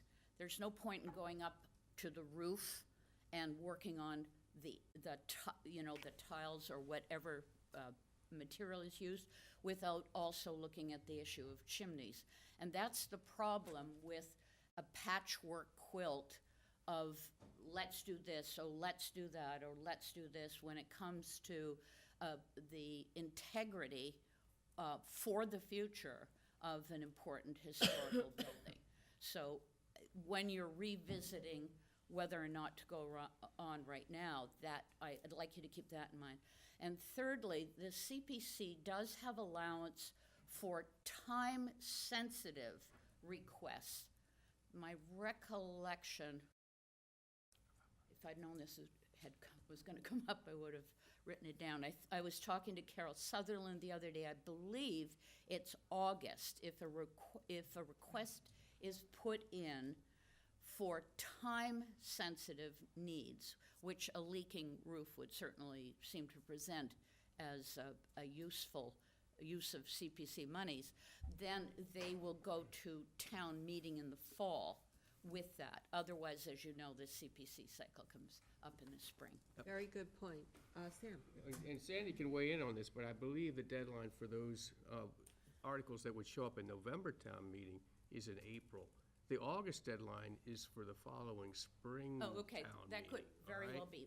But So, April, that's right. still away, that's a month and a half at least out, right? Thank just you, to Sam, for the correction. correct Thank that. you, Sam.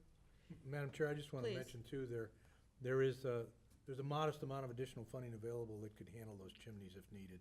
So I don't see that as a concern, should it be affirmed that they need significant work. Great. Is there anyone else from Historic? Oh, please, yes, thank you. Ms. Dean.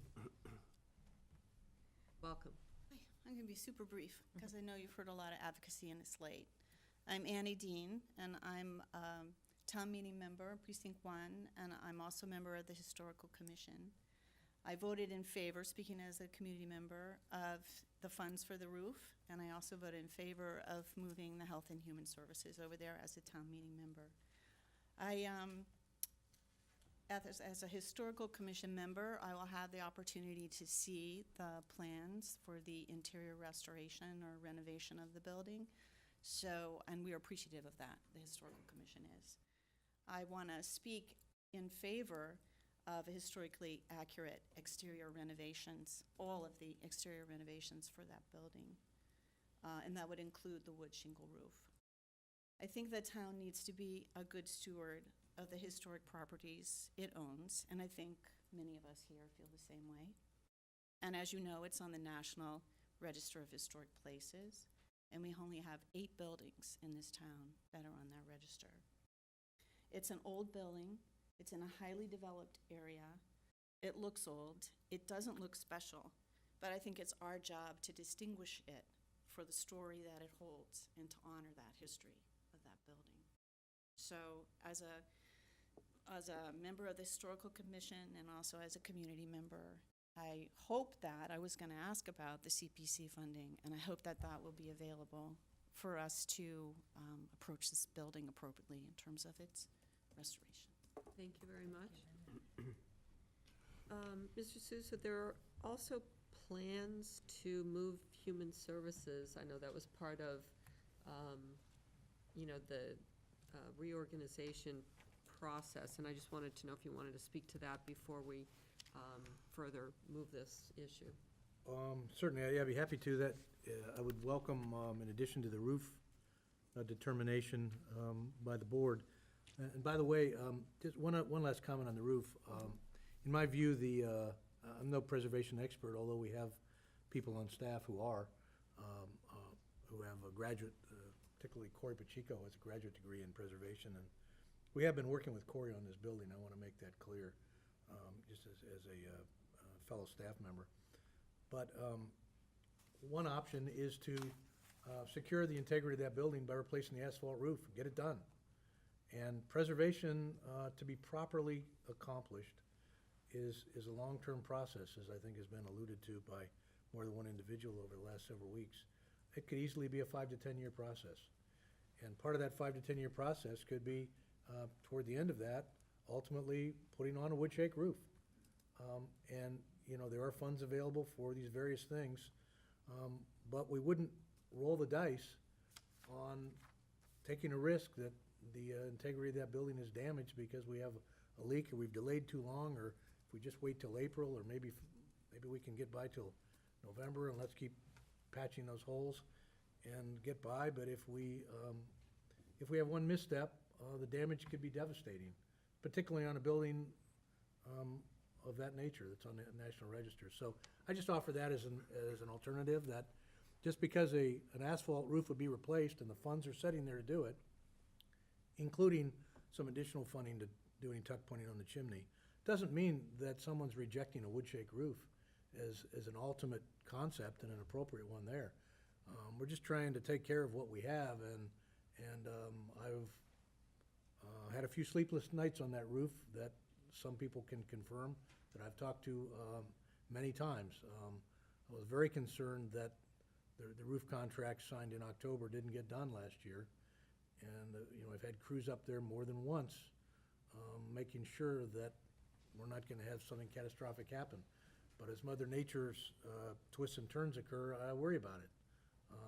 Like the winds we had today and we'll have tomorrow, followed by rain or snow, et cetera. So that being said, now on to the human services.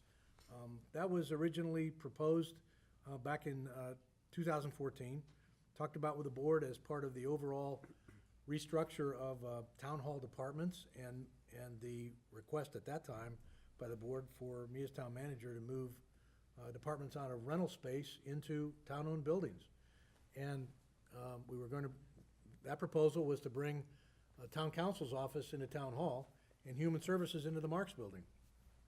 We had funds set aside by town meeting to do an architectural study, a conceptual study, which we did, on the Marks building. At that time, we even looked at the second floor because the board will recall, one of the things we talked about at that time we were looking at was relocating the consolidated communications function. And so we had, for that reason alone, we looked at the second floor of the Marks building and determined that that was not a practical thing to do. And obviously, they've ultimately been relocated through a number of steps and iterations to the police department.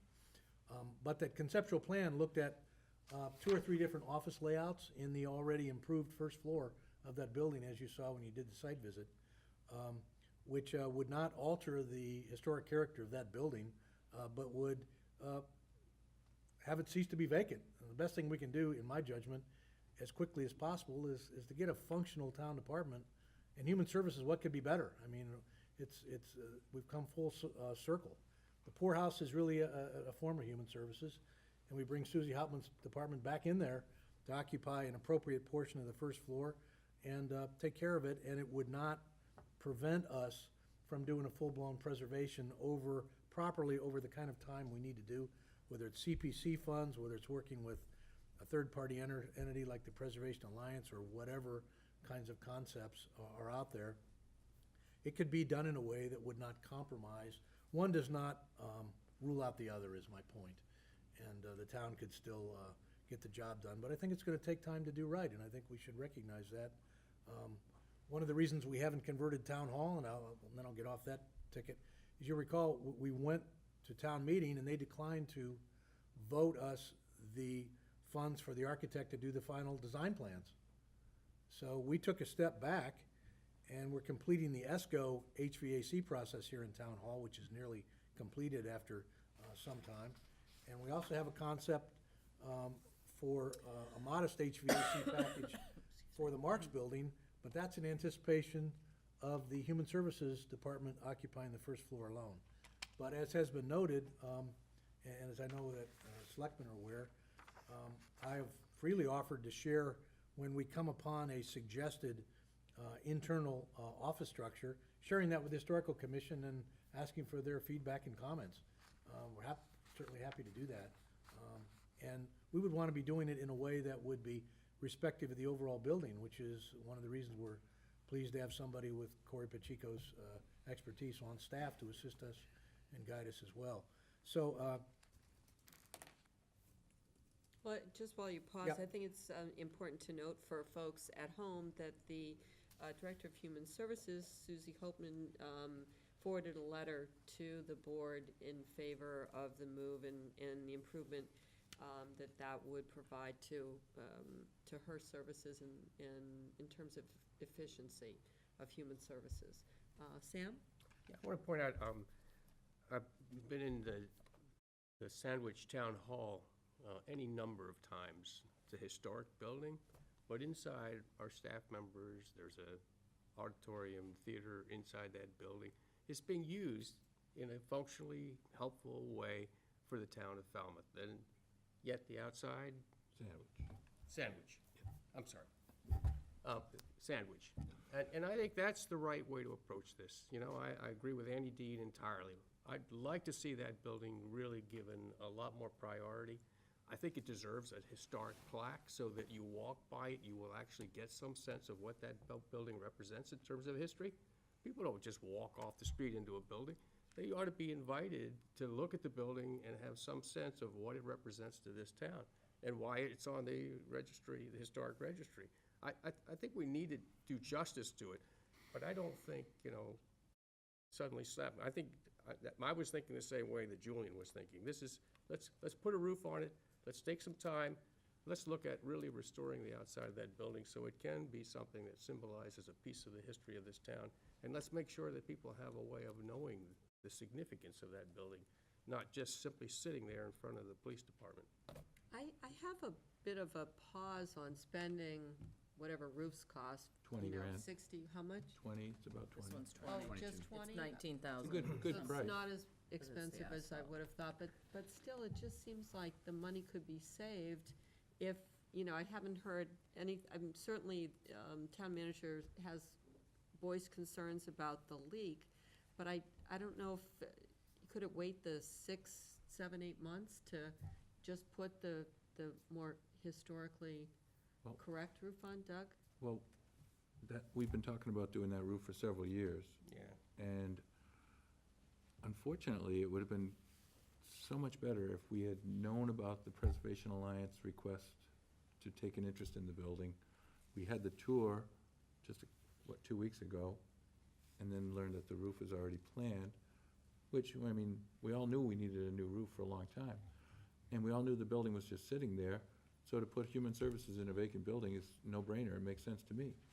But then to find out that this group of people really wanted to really restore the building, and they had an interest that I was unaware of, I just felt like it was a shame that we didn't, I mean, it's my own fault, I guess, for not paying attention to, you know, Preservation Alliance issues. But I just felt bad after the meeting that it was kind of just a minute too late, and we just made this deal on this roof finally. And these people are all unaware of the fact that we're gonna put this asphalt roof, and they're still dreaming of a real restoration. It's just bad timing. It's unfortunate. That's why I brought it up and asked if we could consider the red cedar roof. I was hoping that we could amend the contract, but I guess that's not appropriate. The town council said We could cancel it. there's essentially no consequence if we want to terminate the contract. Right, and then, but it's gonna push us to November town meeting, and then we're gonna be That's the issue, fighting is the winter. timing, right. Isn't- Correct. And Doug? I checked the minutes as best I could, and I couldn't find anything that said that this money had to go to an asphalt roof. So, as my reading of it, there actually is about $20,000 available for a new roof towards either asphalt or cedar shingle. And if the Preservation Alliance is really interested in this, and they're willing to come up with the funds to do the balance between what we have for asphalt and what we need for cedar shingle, you know, if they really believe in this, that's a fundraising opportunity to say, great, we could actually start in a month with cedar shingles with our 20 and your, I don't. I mean- CPC? No, I'm saying private funds. The CPC can't be dealt with next November. But Right. if they could do some private fundraising, and I'm not sure the difference between asphalt and cedar shingle roofs are. About 4 times as much. But- 100 grand, 100 for. We're only 80, so. what's the deal? Well, we have Sam, 35, I think- so it's only yeah. 65. Right. Sam? But I'd like to see a more comprehensive look at a restoration, not just the roof, but the entire outside. I Right, agree. that's a separate, I think most people agree to that. We're just But focusing on the with- roof for the urgency. But but without knowing how long that would take and where the roof might fit into that, I mean, maybe the best thing to do is spend the $20,000. Just patch up the roof, make it, keep it functional, preserve what's underneath of the roof, and be looking at the long-term term for really doing justice to the Marks building. Because I think it needs to be preserved. I think it needs to be communicated to people, right? And even if it sits in the middle of a bunch of modern buildings, so what? There's the contrast of this, let's not forget where we came from. But I really, I don't mind spending the $20,000, quite honestly, short-term, if we take seriously looking at a long-term restoration of the outside of that building. And potentially, if there are any structural issues, which we've been assured there aren't really any significant ones. I feel like if you put the asphalt roof on it, people will lose interest, and it's probably just gonna stay like that forever. I doubt it. Okay? I think there are too many people who value the Marks building and want to hold it out as something significant in the community. Then why didn't we hear about it before, 2 Well, weeks that's a ago? good question. Is there, Well, we'll follow the lead set by the board here. is there anyone interested in making a motion to change the current plan to put the asphalt roof on? Well, I mean, I don't think it's, I mean, we just don't even have an idea of if the thing is gonna leak and things are gonna be, I mean, I get Julian's concern. If there's a huge, you know, we're gonna head into summer, into hurricane season. If there's a big storm, a nor'easter, I mean, I don't know, I haven't been on the roof, so I don't know. You know, the whole building to me looked like it needed a lot of TLC. I don't know how imminent the threat is on the roof. I mean, $20,000 is gonna be a drop in the bucket for the enormous amount of money that's gonna be needed over the whole project of restoration. You know, if we're gonna wait for $100,000 to either come from CPC or private fundraisers or whatever it might be, does that just put, you know, I don't feel like I'm in a position to know if that puts the building at risk, that then, you know, sort of is on the shoulders of the board and the town, that we've allowed this beautiful building to be kind of irreparably or just, you know, destroyed more than it sort of the state of decline that it's in. So I wouldn't want to vote to put on a cedar roof. We don't have anywhere for that money to come. We have no guarantee of that money right now. Right. That's my only concern. And nobody's stepping up, and I'm not expecting anyone to write a check, and CPC, even if we expedite it, is still somewhat far out. So I guess before I'd make a recommendation about that piece, I mean, I think Human Services, we need to direct the town accordingly. But I guess I don't know, how, Do we know the age of the roof? Well, I've been advised more than once, it's well beyond its useful life. I don't know the exact age, but that's why I went to the capital plan, and we've had our fingers crossed for the year and a half or so, or nearly 2 years since that money's been set aside, and we've been patching it since then. So the Artist Guild, I know, did not replace the roof when they were there. Yeah, that's And we my did not replace the understanding. roof when we moved the Artist Guild out. So Correct. it's It's very old, it's very old. 25, 30 years. So is it the board's, I'm just trying to move, we've got so much more on the agenda. So is it the board's desire to, em- you know, empower the town manager to move, to do the asphalt roof and move human services in? So I would do two separate motions. One is I would move the town manager to go ahead with the asphalt roof. I do see it as let's do it for now and then replace it fully correctly with a cedar shingle roof down the road, but I don't want to see us waiting another 10 months. And if the money's not available till November 15th, and then all of a sudden it's a snowstorm, it may be another 12 months before it's done, and I worry that is a really old roof and to not have it replaced. I would second that motion. I don't think $20,000. I hear your point. It would be a nice momentum, but I don't think looking at the same roof that's there right now is going to completely undermine the efforts. And I think we're looking at a timeline that doesn't dispose itself to just moving along quickly to switch gears and go I to think cedar. the point of the motivation to actually restore the building is well made. You know Doug? what, I think in the future, we're gonna have to do a similar thing as what we've done with the community preservation funds with the Affordable Housing Fund. We need a restoration fund for these type of situations. All right, I'll call for the vote. All those in favor of proceeding with the asphalt roof? Reluctantly. Aye, reluctantly. Okay, and then the next motion? Agreed. Did you want more authority with respect to human services? I'd appreciate it, because right now we're really on hold, based upon, You might as well go ahead if we're gonna put the asphalt roof. I vote So is that a Move it in. motion, Doug? yes. Second. Okay. All those in favor? Aye. Aye. I think town meeting, Thank you. town meeting voted Yeah. for that. I Yeah. don't think Yes, it's we did. appropriate for the board to undo. We're just confirming. You're No, I know, I absolutely just right. want to make it Yeah. clear that that's a town meeting vote. We're just that- confirming that we're not gonna Absolutely. interfere anymore. Madam Chair, could I just Yep. confirm that my understanding is that we would be proceeding on both of these with the knowledge that ultimately a full-blown preservation of this building Is happening. would be anticipated over an appropriate period of time. Whether that involves, don't know whether that involves some type of procurement process, working with a third party like the Preservation Alliance or not. That's something we could certainly explore.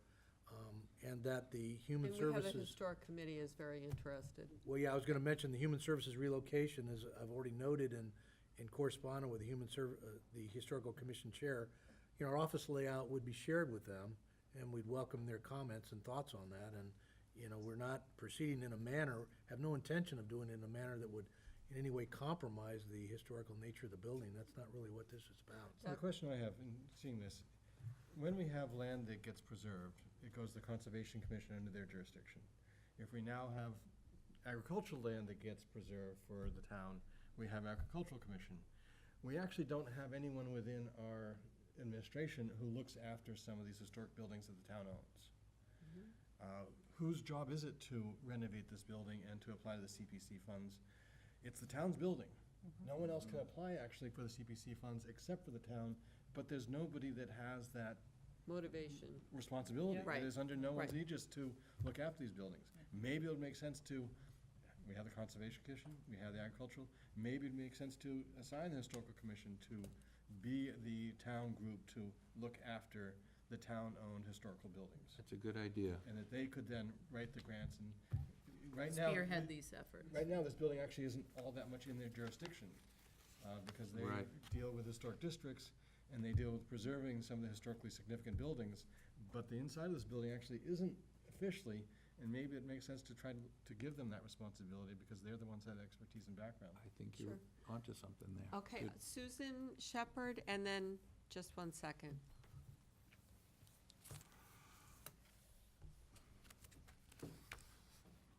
Susan Shepherd. Perhaps unfortunately, all of the buildings in town that have been preserved by private citizens in nonprofit groups. The town has preserved nothing. I think the idea of moving human services into the poorhouse, if we are going to preserve it, really complicates things, and it adds structure inside, even if they are removable, that shouldn't be put in there. I raised the question some time ago as to why Human Services could not share the old senior center building with the veterans group. And I even had a conversation with the veterans group, and they were agreeable. Obviously, that's lots to work out, but there's less structure that needs to be dealt with, and then people could go to work on the poorhouse under the same sort of agreements that the town has had before with Knobska Light, with Highfield. You know, private groups do not own those, but that's how they get preserved. And yet trying to do restoration work when you've already got tenants in the bottom floor, it's beyond my imagination that that could work. Plus, there's a lot of infrastructure that needs to be done, and it has to be done in a way that is historically accurate. You can't just go in and string a bunch of pipes and wires and say this is how we're going to do it, if you're going to have an actual restoration. So I would argue that there are other options that we're not considering here. Thank you. Thank you. Doug? So the new senior center won't be ready for, what, a year and a half? How long of a term are we anticipating Human Services? I mean, my point is, maybe in a year and a half, when the new senior center is up, if the veterans group is in the other building, if there's a shared use, maybe then we might consider a transition with the Marks building. Is that possible, or is this a permanent? Well, first, just to confirm, the senior center, if all goes as well as we hope, may be open within the coming 12 months. Yeah. So that is our hope. But I don't rule out any transitional preference that the board has. I would just say that out of respect for Human Services and the incredible job they do, I would prefer not to move them around like they're on a chessboard. I'd rather, like to put them in an appropriate location. What's the and, soonest they're gonna be in the Marks building? 9 months? I would probably at this calendar year if all went well, yes. Right, so I mean, Yeah, it would then be 2 months later, right. considerable cost that we've moved them for a short period of time. I just want to clarify. I mean, I think people have a different idea of what restoration is, because I have the sense that Susan Shepherd is thinking the entire interior and exterior.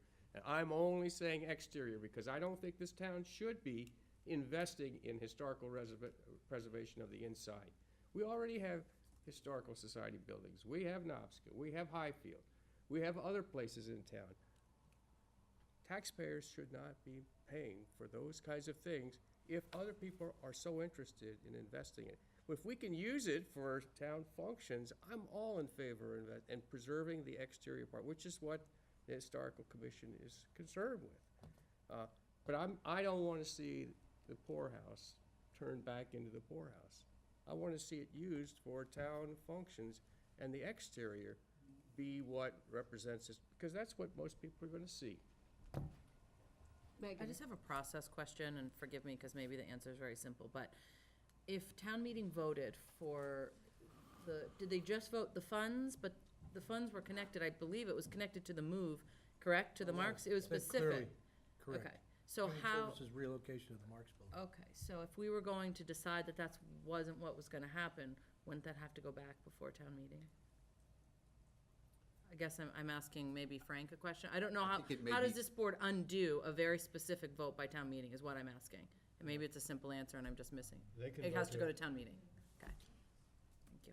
So that's, please stop. I know you want to speak, and we're in the middle of a important discussion. I'll get to you next. So are you satisfied with the discussion that since it would take a vote of town meeting to change the move of Human Services, and Human Services is gonna be 6 months till they get into this space after the roof and in the process. Is there sufficient agreement by the board right now that the next phase for the poorhouse would be a commitment from the staff to move that forward, even with, not certainly the preferred route, but the possible route of if there's construction inside, having to move whatever town, it would be Human Services might be disrupted? Well, I guess I'm not clear. We're talking about ultimately to do preservation and restoration of the Marks Building is going to be terribly disruptive of Human Services? Is that what we're saying? Just the question was raised, I mean, there may be some disruption, but we've had construction and HVAC and all kinds of things in Town Hall, and we have a Town Hall that is fully staffed, so, are there some inconveniences occasionally? Yes, but we've gotta recognize that, a building like that is only gonna be occupied 40 hours a week, unlike Town Hall, where, we're here sometimes evenings, certainly weekends, weekends and evenings as well, so I think that, there may be some, minor inconveniences, but I don't think one prevents the other. I think they can coexist. And, I think to suggest otherwise is just gonna delay it unnecessarily, in my view. So I think the board is very firm on moving ahead with restoration of the building and being open to ideas from private citizens, from interested groups, but to facilitate that, whether there's some CPC funding that might be included in that, would have to be determined by CPC. Right, and Megan? let me just point out that, I mean, if Frank is telling us if we want to go a different route, it has to go back to town meeting. So, in all practical circumstances, right? I mean, if we were gonna do something different, it's too late for this coming town meeting. It would be in November to present it, so we'd be sort of, sitting on our hands until November. If Human Services hasn't moved yet, anybody can bring forward an article that they want to bring forward for November, correct? If an organization, an individual wanted to suggest something different to town meeting, they have the ability to do that for November. I mean, there isn't anything that we can do right at this moment that would change the trajectory we're on unless we went back to town Well, meeting. Other than spend the money, or other than choose not to spend the money to rearrange the walls and so forth inside, which we've just agreed to do. You could vote a halt. I guess, okay. So just to keep it suspended. Yeah, if you chose to do that. Is there any, How much work are we talking about in that? I thought it was minimal and they were gonna just move on. Less than $100,000, it's, we have 2 or 3 different floor plans, and we have not come upon a single one yet, but the reason is that we've placed this on hold, and so there would be some dollars to be spent within that $100,000 appropriated by town meeting to allow the move to occur. Sam? I don't want us to forget the value that we see in putting Human Services into the Marks Building. It's the fact that it's a campus of municipal services. And the closer you put people to each other, the more likely people are to actually access those services. I like the idea of Human Services being there in close proximity to the rec center and the senior center and even the police department, because we have this opioid problem and the police are very much involved. And if you can get people working together because they're closely located, you're gonna get more productivity. And That would I don't wanna include- lose sight of that as a reason why we should keep the Human Services Department there on that campus. But the old senior center is not too far from that campus either.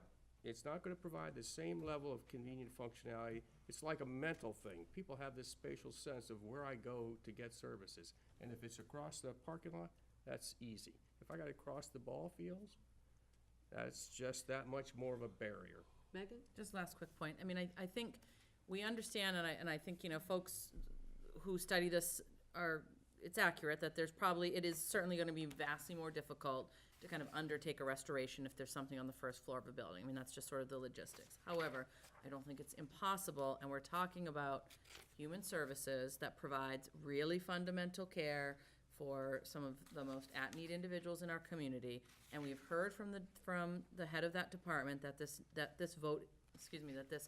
move is very needed for that department, that they need sort of that additional kind of space that's gonna be there, that, you know, their sort of tenuous position right now doesn't help. So, if something's not an impossibility and the other value we're getting from that department's move there is a significant give back to this community for some really important needs, then, you know, I think you have to weigh those two things. And it certainly makes it more complex and complicated, but I don't think it makes it an impossibility, so. Okay, so that's, the clear hint is town meeting. We're gonna, I know you had, do you want us to give you another date?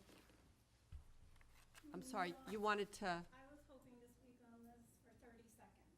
Not take a long time. on the restoration, please, next, go ahead. Sorry for the delay. Oh, that's quite all right, no problem. I'm Laura Kelly.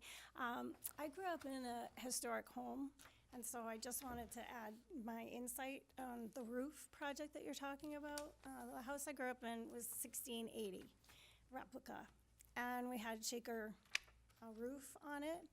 And the difference is a lot compared to asphalt. Asphalt's much heavier.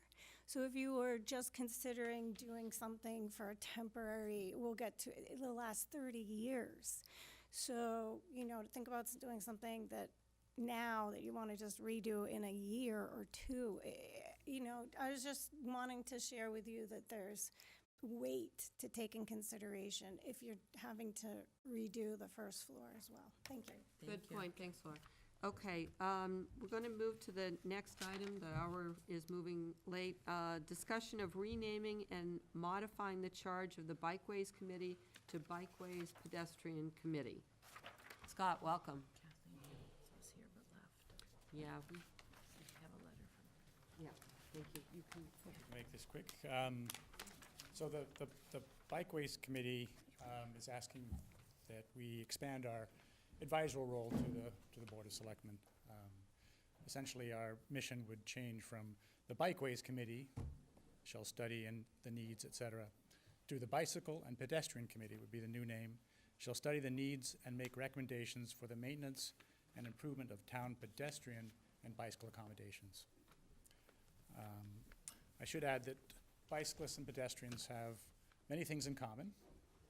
They're both vulnerable users in a mix of transportation around our very car-centric transportation system.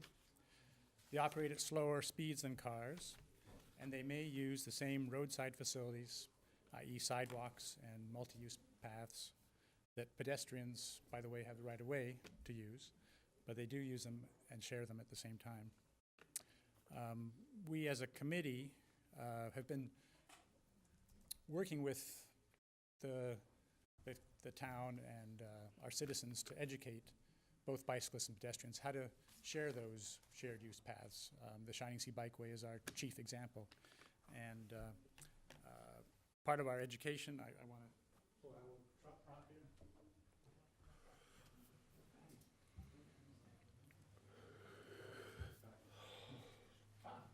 She modeled, came in with it on, she's ready.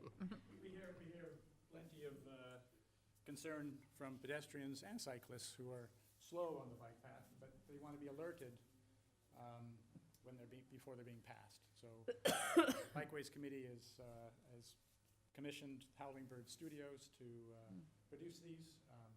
You can send requests to the Bikeways Committee to have an order made. They're $8.25. And so we're really trying to promote safety consciousness and the enjoyment and efficient transportation of users of the bikeways. Great value. It is, it is. And I'll note that the Route 28 redesign is likely to include more multi-use paths. I think we're certainly coming to that conclusion in the T-ticket section. So I think that it's a natural advisory role that we should probably have as a committee, given that this is the transportation mode that more and more young people in town that are giving up cars, and older people who are using their feet and their bicycle legs more. I should say too that we had a bikeway plan that's about 3 years old now. It's probably going to be updated when we get to 4 or 5 years. It's always time to sort of relook at those things. And I hope that we'd have a bicycle and pedestrian plan. I think our bikeway and pedestrian vision is to make connections between town, between parks, between beaches, more accessible by bike and by foot, and have more wayfinding signage, which I think will help our visiting populations find the real gems of our town. If you go online to something called walkyourcity.org, you'll see that towns around the country, I saw this example in Lenox this summer. They have little seasonally temporary signs that go up around town pointing people to the library, or to, it's 5 blocks to the library this way, or 2 blocks to the carousel might be an example here on Main Street, or where the historical center is, or museum. So that's our vision, that's our request, and I'm happy to take any questions. I want to let Megan read a letter. Kathleen Hayes was here earlier and wanted to present. You want to just highlight? I'm just going to summarize. So we had received 2 letters from Kathleen Haynes, who's the chair of the Commission on Disabilities. And I know your Bikeways did a lot of outreach and had several conversations with that committee. And initially, there was sort of support for the name change, sort of saying that it would maybe sort of help kind of encompass more issues. But we did receive sort of a secondary, which indicated that at their February meeting, that the commission voted and decided not to support the name change, because it says, so I'll just read the last part so we can just kind of be on the same page. So based on this discussion, changing the name of Bikeway Committee to include pedestrians does not make sense to the commission members. We see it as a change in name only that will benefit the Bikeway Committee to achieve its goal of complete streets policy. Because our population doubles come summer, it will simply add to the already confused, distracted drivers who barely pay attention to people in the crosswalks. We as a commission feel if the name change cannot guarantee that those who are disabled are actually safe using a bikeway, that the new committee is just a continuation of what the committees are already doing. So there's no need for a name change, basically, is what she's saying. So that was sort of a recent, and we got this in our packet, because they just did it this last week after their meeting. So I don't think that was the position that had been shared with Bikeways. No, because I got an email from Kathleen last week saying she was going to be here to support our. Okay, and she was here, and I think she had to leave because of the late. And when was the meeting held? Her meeting was on the 21st, so last Thursday. Okay. So just so that we're all, on the same page. What's the functional effect of the change of the name? Functionally, I think it would basically allow all of us who are pedestrians, I mean, anybody who's on 2 feet or even in a wheelchair, to come to our committee meetings and voice their interest and concern about all things pedestrian and bikeways. Because we don't have a pedestrian committee. We don't have a pedestrian committee, no. And I think, frankly, that historically, our bikeways committee has been far too focused on just assigning a bikeway. And I think certainly since I've become chairman, we're trying to broaden that mission, if you will, to create more complete streets and safer, more effective transportation. And I see as new members join, they don't have to be bicyclists. They could be pedestrians only. The bike path, frankly, you go out sometimes in the morning, and there are more pedestrians using it than there are cyclists. Mm-hmm. More people walking dogs and running and rollerblading. I think we need to have the other name we were thinking for this committee for some time was active transportation. But I'd like to see it encompass all types of transportation that are not roadway-specific cars. Megan? And just, some of the things that I've heard when I've been at Bikeways is just, again, that idea of kind of creating a little bit more of an open, idea that this is really looking at a larger picture. Like you said, it's not kind of confined to, if you hear Bikeways, you figure if I'm not a cyclist, nothing that they're talking about really touches upon my concerns. And that's not true for the way Bikeways conducts their meeting. They really do look at sort of safety, kind of transportation, ease of movement in a bigger picture. You know, you talk about Main Street has very little to do with biking and a lot to do with crossing and safe ways of crossing. So that's sort of the, you know, a lot of the conversations touch on things beyond just sort of if you're an avid cyclist. And that was, you know, what the committee talked about was how do we open that discussion up? How do we broaden that? You know, some of the conversations that came out last year when it, sort of in relation to Trotting Park Road, I think you guys started to really think about how do we welcome more individuals in and have folks really think about and look at our agenda and pay attention to what we're doing more than kind of at the last minute. Because again, if some people hear bikeways, they sort of, it's just not on their radar. And I think that was the genesis of some of these conversations, how to broaden that outreach. Yeah, and the incorporation of crosswalks where there haven't been crosswalks to date. They benefit pedestrians and bicyclists. I think if we're going to be applying for grants in the future, as a bicycle pedestrian committee, we're much more inclusive to the proposal readers and much more inclusive to the town to support that. Is there anyone here in the audience? Cynthia? Step right up if you have a question. Step right up.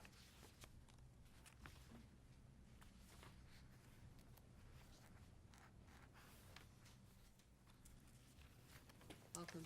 Welcome. Hi, everybody.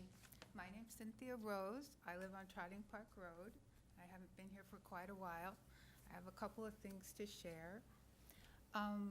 The first is, I would like the selectmen to know that I have found the minutes of the Bikeway Committee posted to be inadequate, that there's quite a bit of missing information, and you should look into that.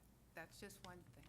Because I think it connects to the people of T-Ticket who want to know what's going on. And I am not for the name change, because what I have seen is a specific pattern of pushing the agenda, which is a good one, but pushing it without including people who actually live there. And the matter of outreach could be handled better than it has been and a lot less surreptitiously than it has been. I would also like to say that I think that this committee in particular, if you read the minutes that I read, is generally attended by 7 people. And those 7 people are driving some very important urban planning decisions. It's complicated, and in their own meetings, the new town planner spoke to them about the open meeting laws. We've got a communication problem here, and the reason it's important is because where we're going is so important. We need pedestrian ways, we need bicycle ways, but we need them to fit the neighborhoods that they're in. We need them to be safe. I also believe that bicycles and pedestrian interface with bicycles, vehicles, is something that I frankly do not think is the primary focus of this committee. The primary focus of this committee has been to create alternative transportation, and that focus has been hard and strong. I gave my information as a direct abutter, and I have not been contacted or reached out to about this topic. And I think, given the size of the town, how intimate all of the spaces can connect, that speaks to an agenda that's serving primarily people in West Falmouth and North Falmouth. The water stations, the lack of signage on Brick Hill. It's just I'm calling for a pause. That before we go on rebranding something that has been so good for our town, but has the potential to be so bad, we need to slow it down. There are people who live where I live, who really want connectivity, who want these improvements that you spend a lot of time and effort developing. But an improvement is not truly an improvement if it is not customized to the complete community that's using these pathways. So I sent Mr. Souza an unedited, fairly scathing letter, which I hope you don't read out loud. But I want to say this, that you must be more transparent about what your real goal is. And I think the real goal is attainable, but does not coalesce well with renaming a committee to include pedestrian wishes, which what you're really trying to do is find a new way to get what you always wanted. So with that, Thank you. you're Thank welcome. you. Ms. Braga? I mean, I'm very thankful for you coming tonight, or giving us something. This is a copy of the minutes. I would also like to say that the T-Ticket Park open house was the same day as the bike path thing. So if you wanted, last October, so if you really wanted Thank you. T-Ticket people to be there, maybe you should have thought about the way you schedule the bike path extension. Thank you, Ms. Braga. You were, So I just want to say a couple things. There are people from East Falmouth that are on the Bikeways Committee, and there are people who don't live in North Falmouth or Woods Hole or West Falmouth that are on Bikeways or who come to Bikeways. I don't always read all the minutes because I'm at some of the meetings, or I check in with Scott, so I can certainly look at those. But what I would say is the meetings are open. They are very frequent. They happen every month. So it does take, I understand, people are looking for sort of bikeways to reach out to individuals. There was some pushback when that happened because there was some confusion about how that communication was coming down. But Bikeways is an open meeting for anyone to attend, and a lot of people that aren't on Bikeways attend those meetings to kind of weigh in, give their thoughts about a variety of things, whether it's about cycling or pedestrian concerns, or other concerns sort of about safety and travel safety in general. So I think it's important to hear from different voices. It's important to do outreach, but the idea that Bikeways is sort of meeting clandestinely or creating their agenda, trying to keep people out. I'm at a lot of those meetings. I'm not in as many as I'd like to be. I have another the affirmative action meets at the exact same time on the exact same day. But that's not, the door is wide open for anyone to come to and to participate. And so if the concern is about the name change, I think that's, that's something that we're hearing. That's why we put it on the agenda to hear that tonight. But I would encourage folks to recognize that Bikeways, like any other committee, is open for people to come to and to put your, concerns in front of them in the moment when they're sort of, they have public comment. So it doesn't even have to be something that's on the agenda if you have a thought and you want to come and give your comment. Scott runs the meetings. They're not short meetings because Scott really allows everyone to kind of, have their say, put their 2 cents in. And people who come as guests sit regularly. They're kind of sometimes at the exact same table. It's not even, differentiated like this in the old water room. And people will, add into the conversation. So, I think Bikeways is, they're trying to just, do they have something that they're passionate about? Yes, it's cycling. That's one of the things they're passionate about, cycling and safety, and just kind of safety of getting around the town, whether you're on a bicycle or otherwise. But, I think the goal is to have input, but the input should be really, coming to some of those meetings. I know it's not easy. No one has a ton of time, but they happen each month, and chairs of every single committee are open to people reaching out to them and asking to get on an agenda. So, I just want to, everybody, the opinion is well valued and your input about it, but I just, I don't want people who are listening to leave here thinking that somehow they can't get into that meeting and can't give their 2 cents, because they're open to the public, and Bikeways does want to hear from people. They frequently have they have long sort of discussions from individuals who come to those meetings, either for public comment or otherwise.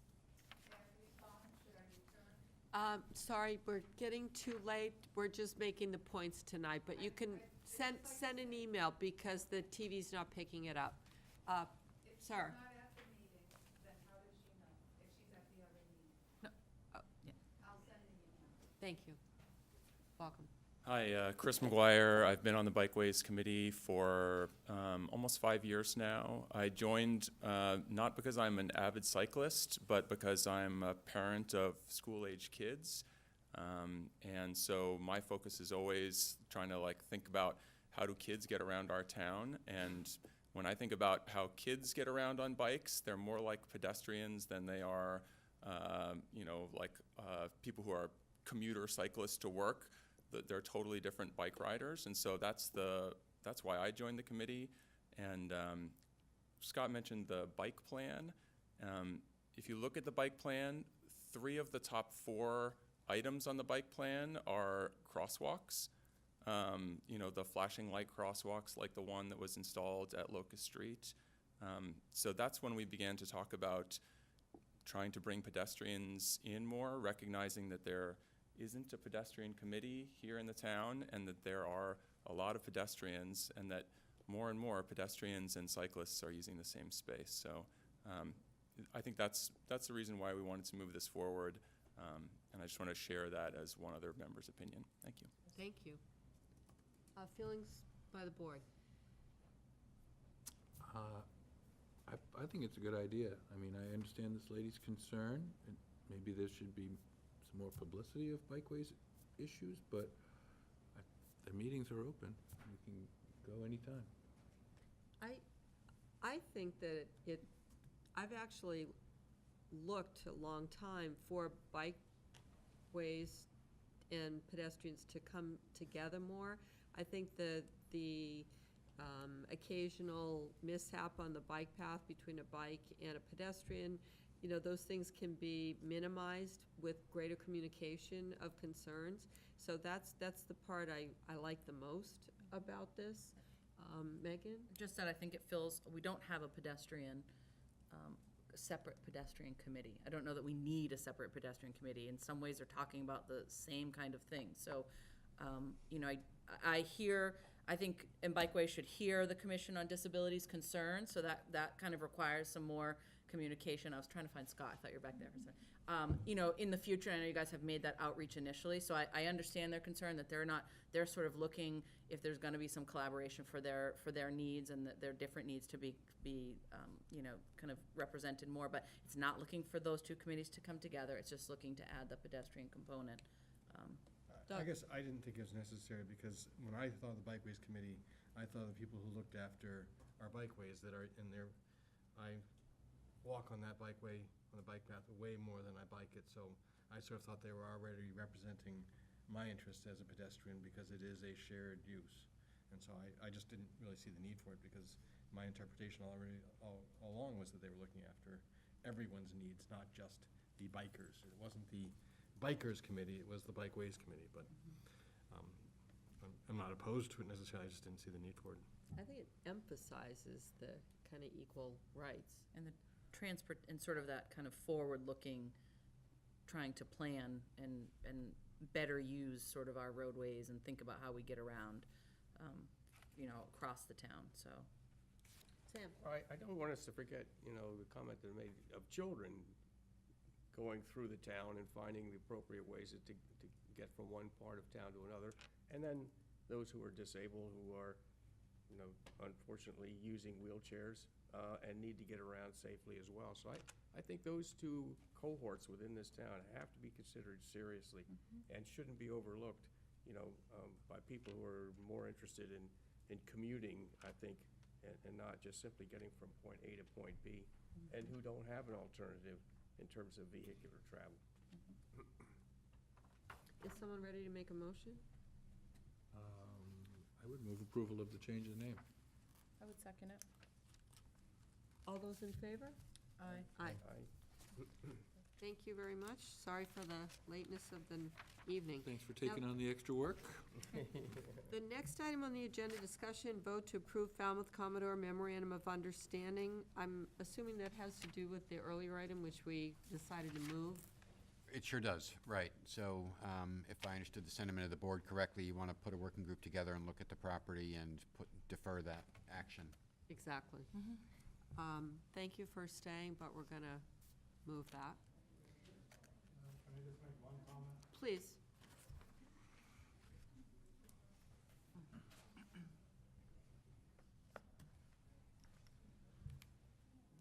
Mark Kaspersick, Falmouth Commodores. So the first item was about approving whether the system would work, tying in. Sounds like it would. The second one now is just to get approval to make it solidified by putting in the MOU. The only concern there I have is, we had talked to the general contractor there. Originally, he had said, well, that could work if we get it done by, April.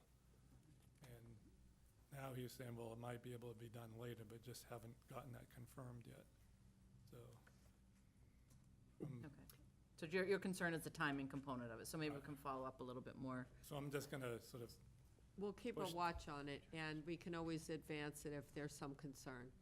all right, so I'm just gonna push an iron just to get the information done, and we'll report to Julian and Peter. That Thank makes you. sense. Thank you. Thank you. Yep. Thank you And very there much. is a detail, and that's whether, that Jim Vieira brought up, whether the pipe actually can service Right. all of those facilities. That should get resolved quickly, I think, by just consulting with the right engineer. So if we could get that Correct. information. And you'll get that as soon as practicable. Thank you. Great, then we're back to number 8, voting, oops, 5. Did I miss one? Oh, gosh, so sorry. Please come up. Sorry it's late. Come right up. Thank you. Thanks for having me. Hello. Good evening. I'm Laura Kelly. I'm the president of POCACapeCod.org. That stands for Protect Our Cape Cod Aquifer. Tonight I come with a request for this board to volunteer to not use glyphosate products on any town-owned land. Just let me explain. Glyphosate products are like Roundup, but there are many others. Rodeo. So glyphosate is the active ingredient in herbicides. Town-owned land, meaning cemeteries, parks, bikes, bike trails, walkways. You've got so much so much land that your town owns, right? You've got police and fire and this lot, parking lots, schools, cemeteries, golf courses, maybe cranberry bogs. It's been fascinating for me. I'm going to 19 towns with this request. Sometimes it takes 5 or 6 different committees, departments, let's call them, to maintain all town-owned land. Parks and Services, DPW, Conservation Commission, water departments. Your board, you're the selectmen, you own the land. So I come to the boards of selectmen first. My ultimate request for this board is to highly recommend that your Board of Health write a, excuse me, it's late, new town regulation stating that your town will not use glyphosate products on any of your town-owned land. So what's happening is glyphosate is proven harmful to people, especially developing children. This is a public health risk. We need to realize that this is bringing harm to our bees, direct studies. It's fun for me, I've been doing this for 10 years, to see 15 other countries, we just got to 15, in January, France just banned the sale and use of all glyphosate products. There was in last summer, a court case in California, you might remember, where a gentleman had non-Hodgkin's lymphoma from using, he was a groundskeeper in a school system and got cancer from using Roundup. Brought Monsanto to court last summer and was granted $289 million. 9,000 more cases are lined up with the same issue. This isn't going away. So I bring this to all the towns, 19 towns, including Martha's Vineyard and Cape Cod, that we can volunteer to not use such products on our town-owned land. Why we cannot ban it? Because it is illegal to ban the sale or use of products because of the Massachusetts the preemption law in the state of Massachusetts. We can ban no smoking on beaches, we can ban no plastic bags and no straws, but we cannot ban the sale and use of something that is deeming now potential, I've got to use the word potential harm to people as well as bees. In your packets, you've got the studies, is that correct? Okay, great. We got everything, thank you. And my ask, just really quickly, just to play a little show and tell for the people at home, is that the Board of Health follow the example of Marblehead, 2005. They wrote this, and it includes integrated pest management as alternatives. It's kind of going back to maintaining land without the use of chemicals. That's the whole point, right? To protect our children. There's a toxic waste day by loveyourlocalwater.org through the Cape Cod Cooperative Extension to properly dispose of all products like this. You can't just bring it to a local transfer station and dump it. You have to wait for Toxic Waste Day for all glyphosate products. Towns or residents can do that. There's other things that people can do at home. There are 5 different bills right now. One that states that school grounds cannot use pesticides. There's a bill that states this. So if we can support some bills, there's one to protect bees, another one to protect soils, another one to protect water, all on the same. So do your own research. You can also go to polkacapecod.org. It is online there for you. Just last week, this isn't on the agenda, but just last week, Eversource approved their yearly operational plan for 13 Cape Cod towns. Your town is listed on that. They have rodeo as one of the 9 herbicides that they're going to use on our land. Rodeo has a higher concentration of glyphosate than Roundup. So I'm appalled, but I'm working to educate. Been to the Massachusetts Pesticide Board for the last 3 years. They meet 4 times a year. I've given 12 presentations, hour-long presentations. We need to write to MDR. The comment period has begun. The last day is April 4th or 5th, a Friday at 5 o'clock. Every board in town, Board of Selectmen, please write a strong letter with links that give reasons why you don't want more herbicide use along your rights-of-way power lines. Again, here you are saying you're hopefully going to be not using glyphosate products on your town-owned land, yet the state might approve private company, Eversource, to then go ahead and use it on your land. So you see what we're up against. This just came out last week. You should be getting, your Board of Health should have this, but I'm requesting that all towns need, all boards in town need to write. We've been writing for the past 5 years.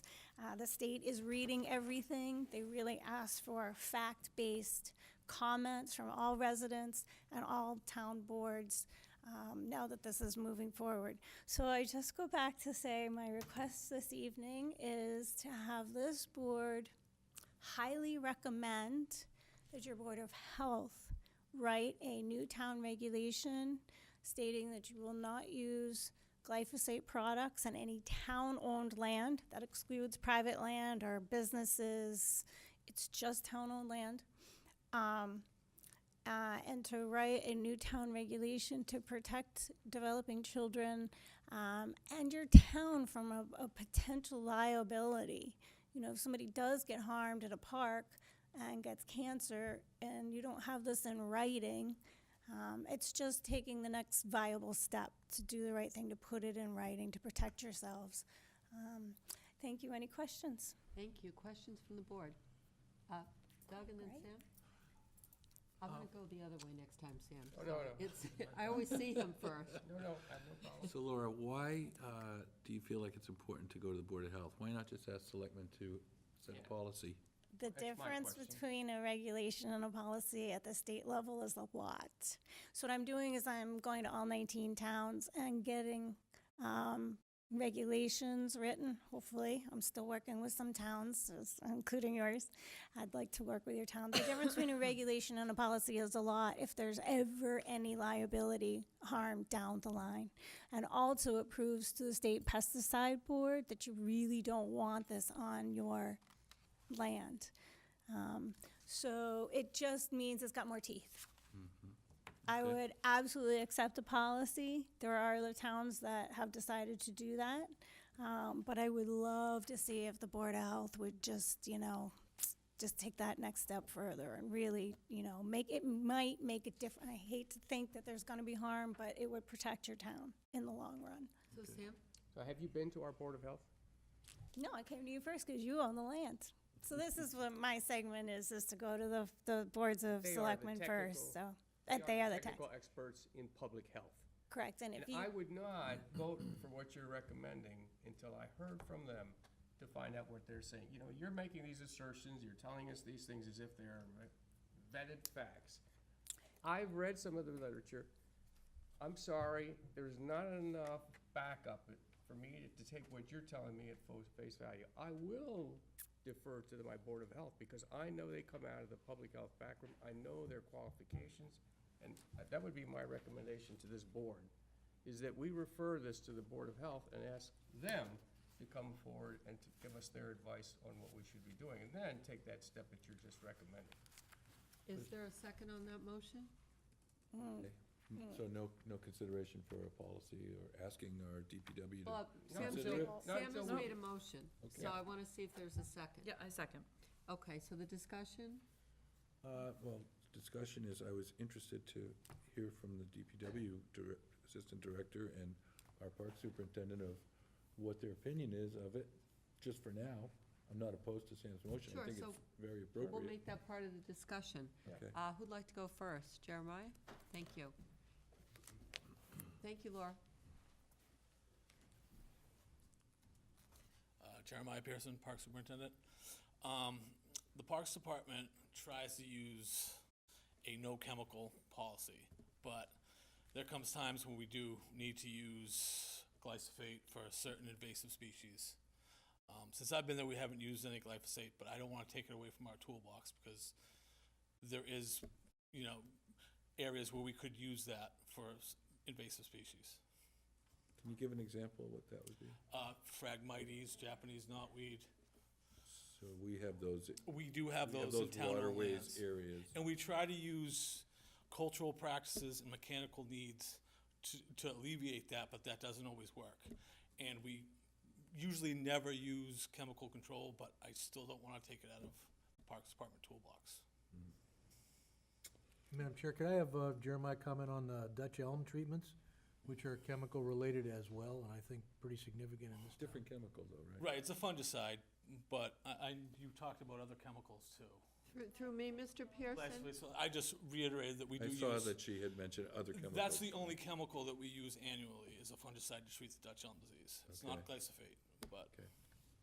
Everything's a chemical. Yeah. Right. Yep. say no Thank you. chemicals. Questions for Mr. Pearson? Thank No, you. thank you, that's helpful. Peter, to hear. please? Peter McConerty, Deputy Director of Public Works. I just wanted to make a comment that Jeremiah didn't make, that The applications that we do, it's done under our commercial and our applications license, so it's not residents going out putting on residents' lawns. Jeremiah and the staff that Jeremiah does have in the Parks Department they're registered, have their applications licensed, and we do have commercial licenses that will go out and do the trees or do the other glyphosates, so it's not the staff, they're actually being, applicators as being out there that are registered to the state by a license program, so. Good clarification. And we're using not only fungicides, we're also we're feeding some of these trees also, right? Some of the plants with Correct. other kinds of chemicals. And so a chemical ban would say, can't use that either. Well, Correct. it's not that. She's only asking for the one chemical. No, it says, is asking the board to adopt a no glyphosate and chemicals policy, that the board encourages the board to adopt a health regulation prohibiting the use of glyphosate and chemicals I on know, all town I read properties. that. We just asked her that. Please. That's up to the Board of Health, how they want to put things in writing. I'm specific to glyphosate. If they wish to add, it's an opportunity. So it's really up to the policymakers. So that's an example. That's just an example. Megan? Well, I'm more glyphosate, because I can prove glyphosate is harmful. I can't prove that imazapyr, triclofor, mesoammonium, all these other things. But just last year in the United States, many cities came out in DC and California and Texas, direct harm to humans as well as bees. So this is what I'm trying to protect, and that is glyphosate, the active ingredient in herbicides. So not fertilizers, because those are man-made synthetics or something. But it's totally different.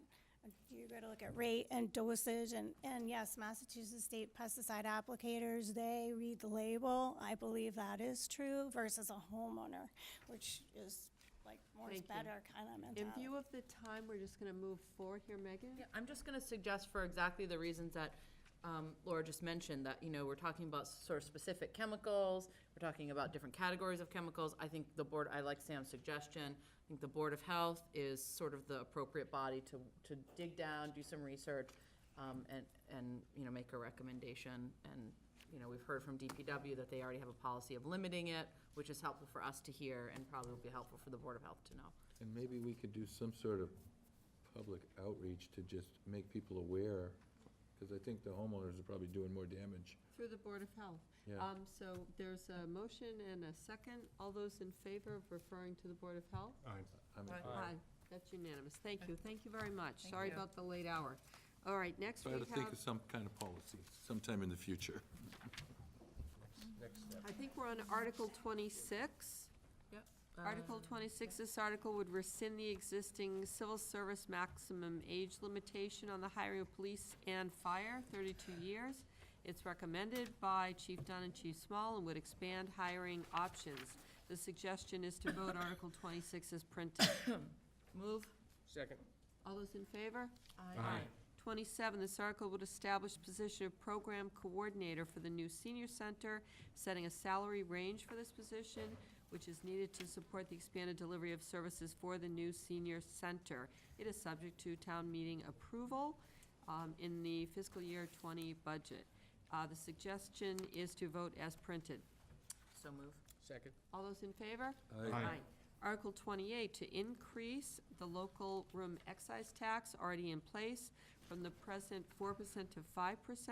The town has an option of allowing a maximum of 6. The modest increase would generate some additional needed revenue. Vote as printed is the suggestion. And that's as we voted. It is Move. as we I'd move voted. that. Is there a motion? I move, so move. Second. All those in favor? Aye. Aye. Aye. Opposed. Thank you. 29, this petition article from Mark Finneran would allow the use of second water meters strictly for properties within the Falmouth sewer service areas. It's very similar to an earlier article Mr. Finneran proposed, which was defeated at an earlier town meeting. There are considerable more cost-effective options to facilitate irrigation available to homeowners, particularly an irrigation well. This proposal has potential negative implications for existing wastewater revenues, which would therefore result in shifting an unnecessary financial burden to other residents who are served by the town sewer system. The recommendation is indefinite postponement. Madam Chair, Please. I had inadvertently left out one other sentence that came up the last time, and that is that supporting this encourages the utilization of water at the very time when we're trying to conserve it, so that in the summertime, when we're at peak use, folks are irrigating their lawns through the system, and then others don't have sufficient water to take showers. Yeah, so it's not really a good message that we want to send out, because the peak for this was at the same time when our water resources are rarest and most precious. I think that's a very important point. I move a recommendation of indefinite postponement. Second?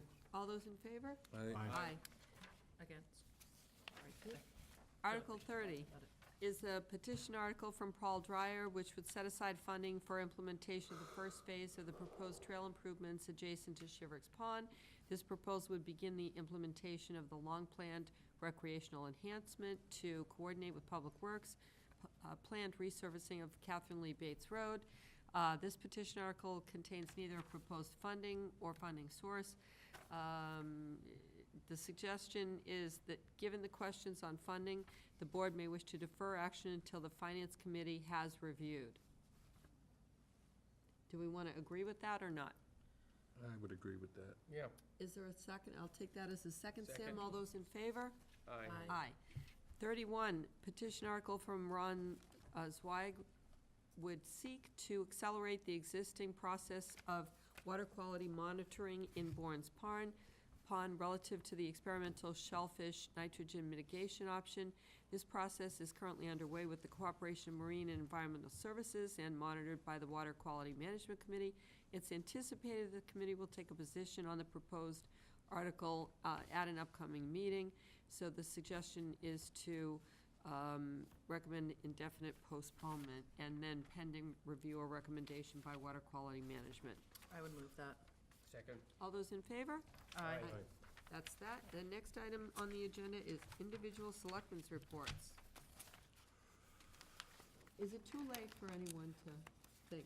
Yes, I'm just gonna say one quick Aye. thing. Oh, Yep. sorry. No, I'm fine. I don't want to. Just very quickly, just if we can please put, I guess this is sort of a report / request, if we can make an agenda item to review the issue of the sewer rates, because we sort of talked about it at the last town meeting when Mark brought it. Yep. I don't personally agree that his article is the best solution, but I don't think we've had a good conversation for the public to kind of hear it. We keep having these conversations that aren't very clear on town meeting floor, which I don't think is a good place to talk about it. Just So- just interject, great Yep. suggestion. We're going to be bringing to the board a discussion on a proposed water rate increase, and we're going to talk about the sewer rate at the same time. Although I can tell you that we are not going to recommend any rate increase. Sure. But just, yeah, So if we can that'll just provide have a good that, it keeps opportunity kind of Yep. very getting soon. pushed out. Thank Very you. good. Excellent. Say a Good water reminder. rate decrease? Yeah. Town managers report, If you use less water. before the slap at the end of the table gets going. Yeah, I've attended a few meetings as per usual. In the interest of time and a long night, I won't go into that, although looking forward to the Finance Committee again tomorrow night. They're making great progress. I do want to note, however, that the Route 28 Citizens Advisory Committee, that's been meeting. I reported, I think the last time, that they are awaiting the update of documents based on their recommendations. But they are planning a public meeting on Sunday, March 10th at 1:30 PM at the Morse Pond School. There will be a release on this, I believe, this Friday in the Enterprise. And that is to talk with the public further about exactly the package of recommendations and proposals that they're bringing forward. And I applaud them for being able to move forward so What was the date? time sensitively. Sunday, March 10th, 1:30 PM at Morse Pond School. Thank you. And that, I think that's sufficient for my report. Thank you. Appreciate the brevity. All set. Motion Move to we adjourn. All those in favor? Aye. Great. Thank you all. Thank you.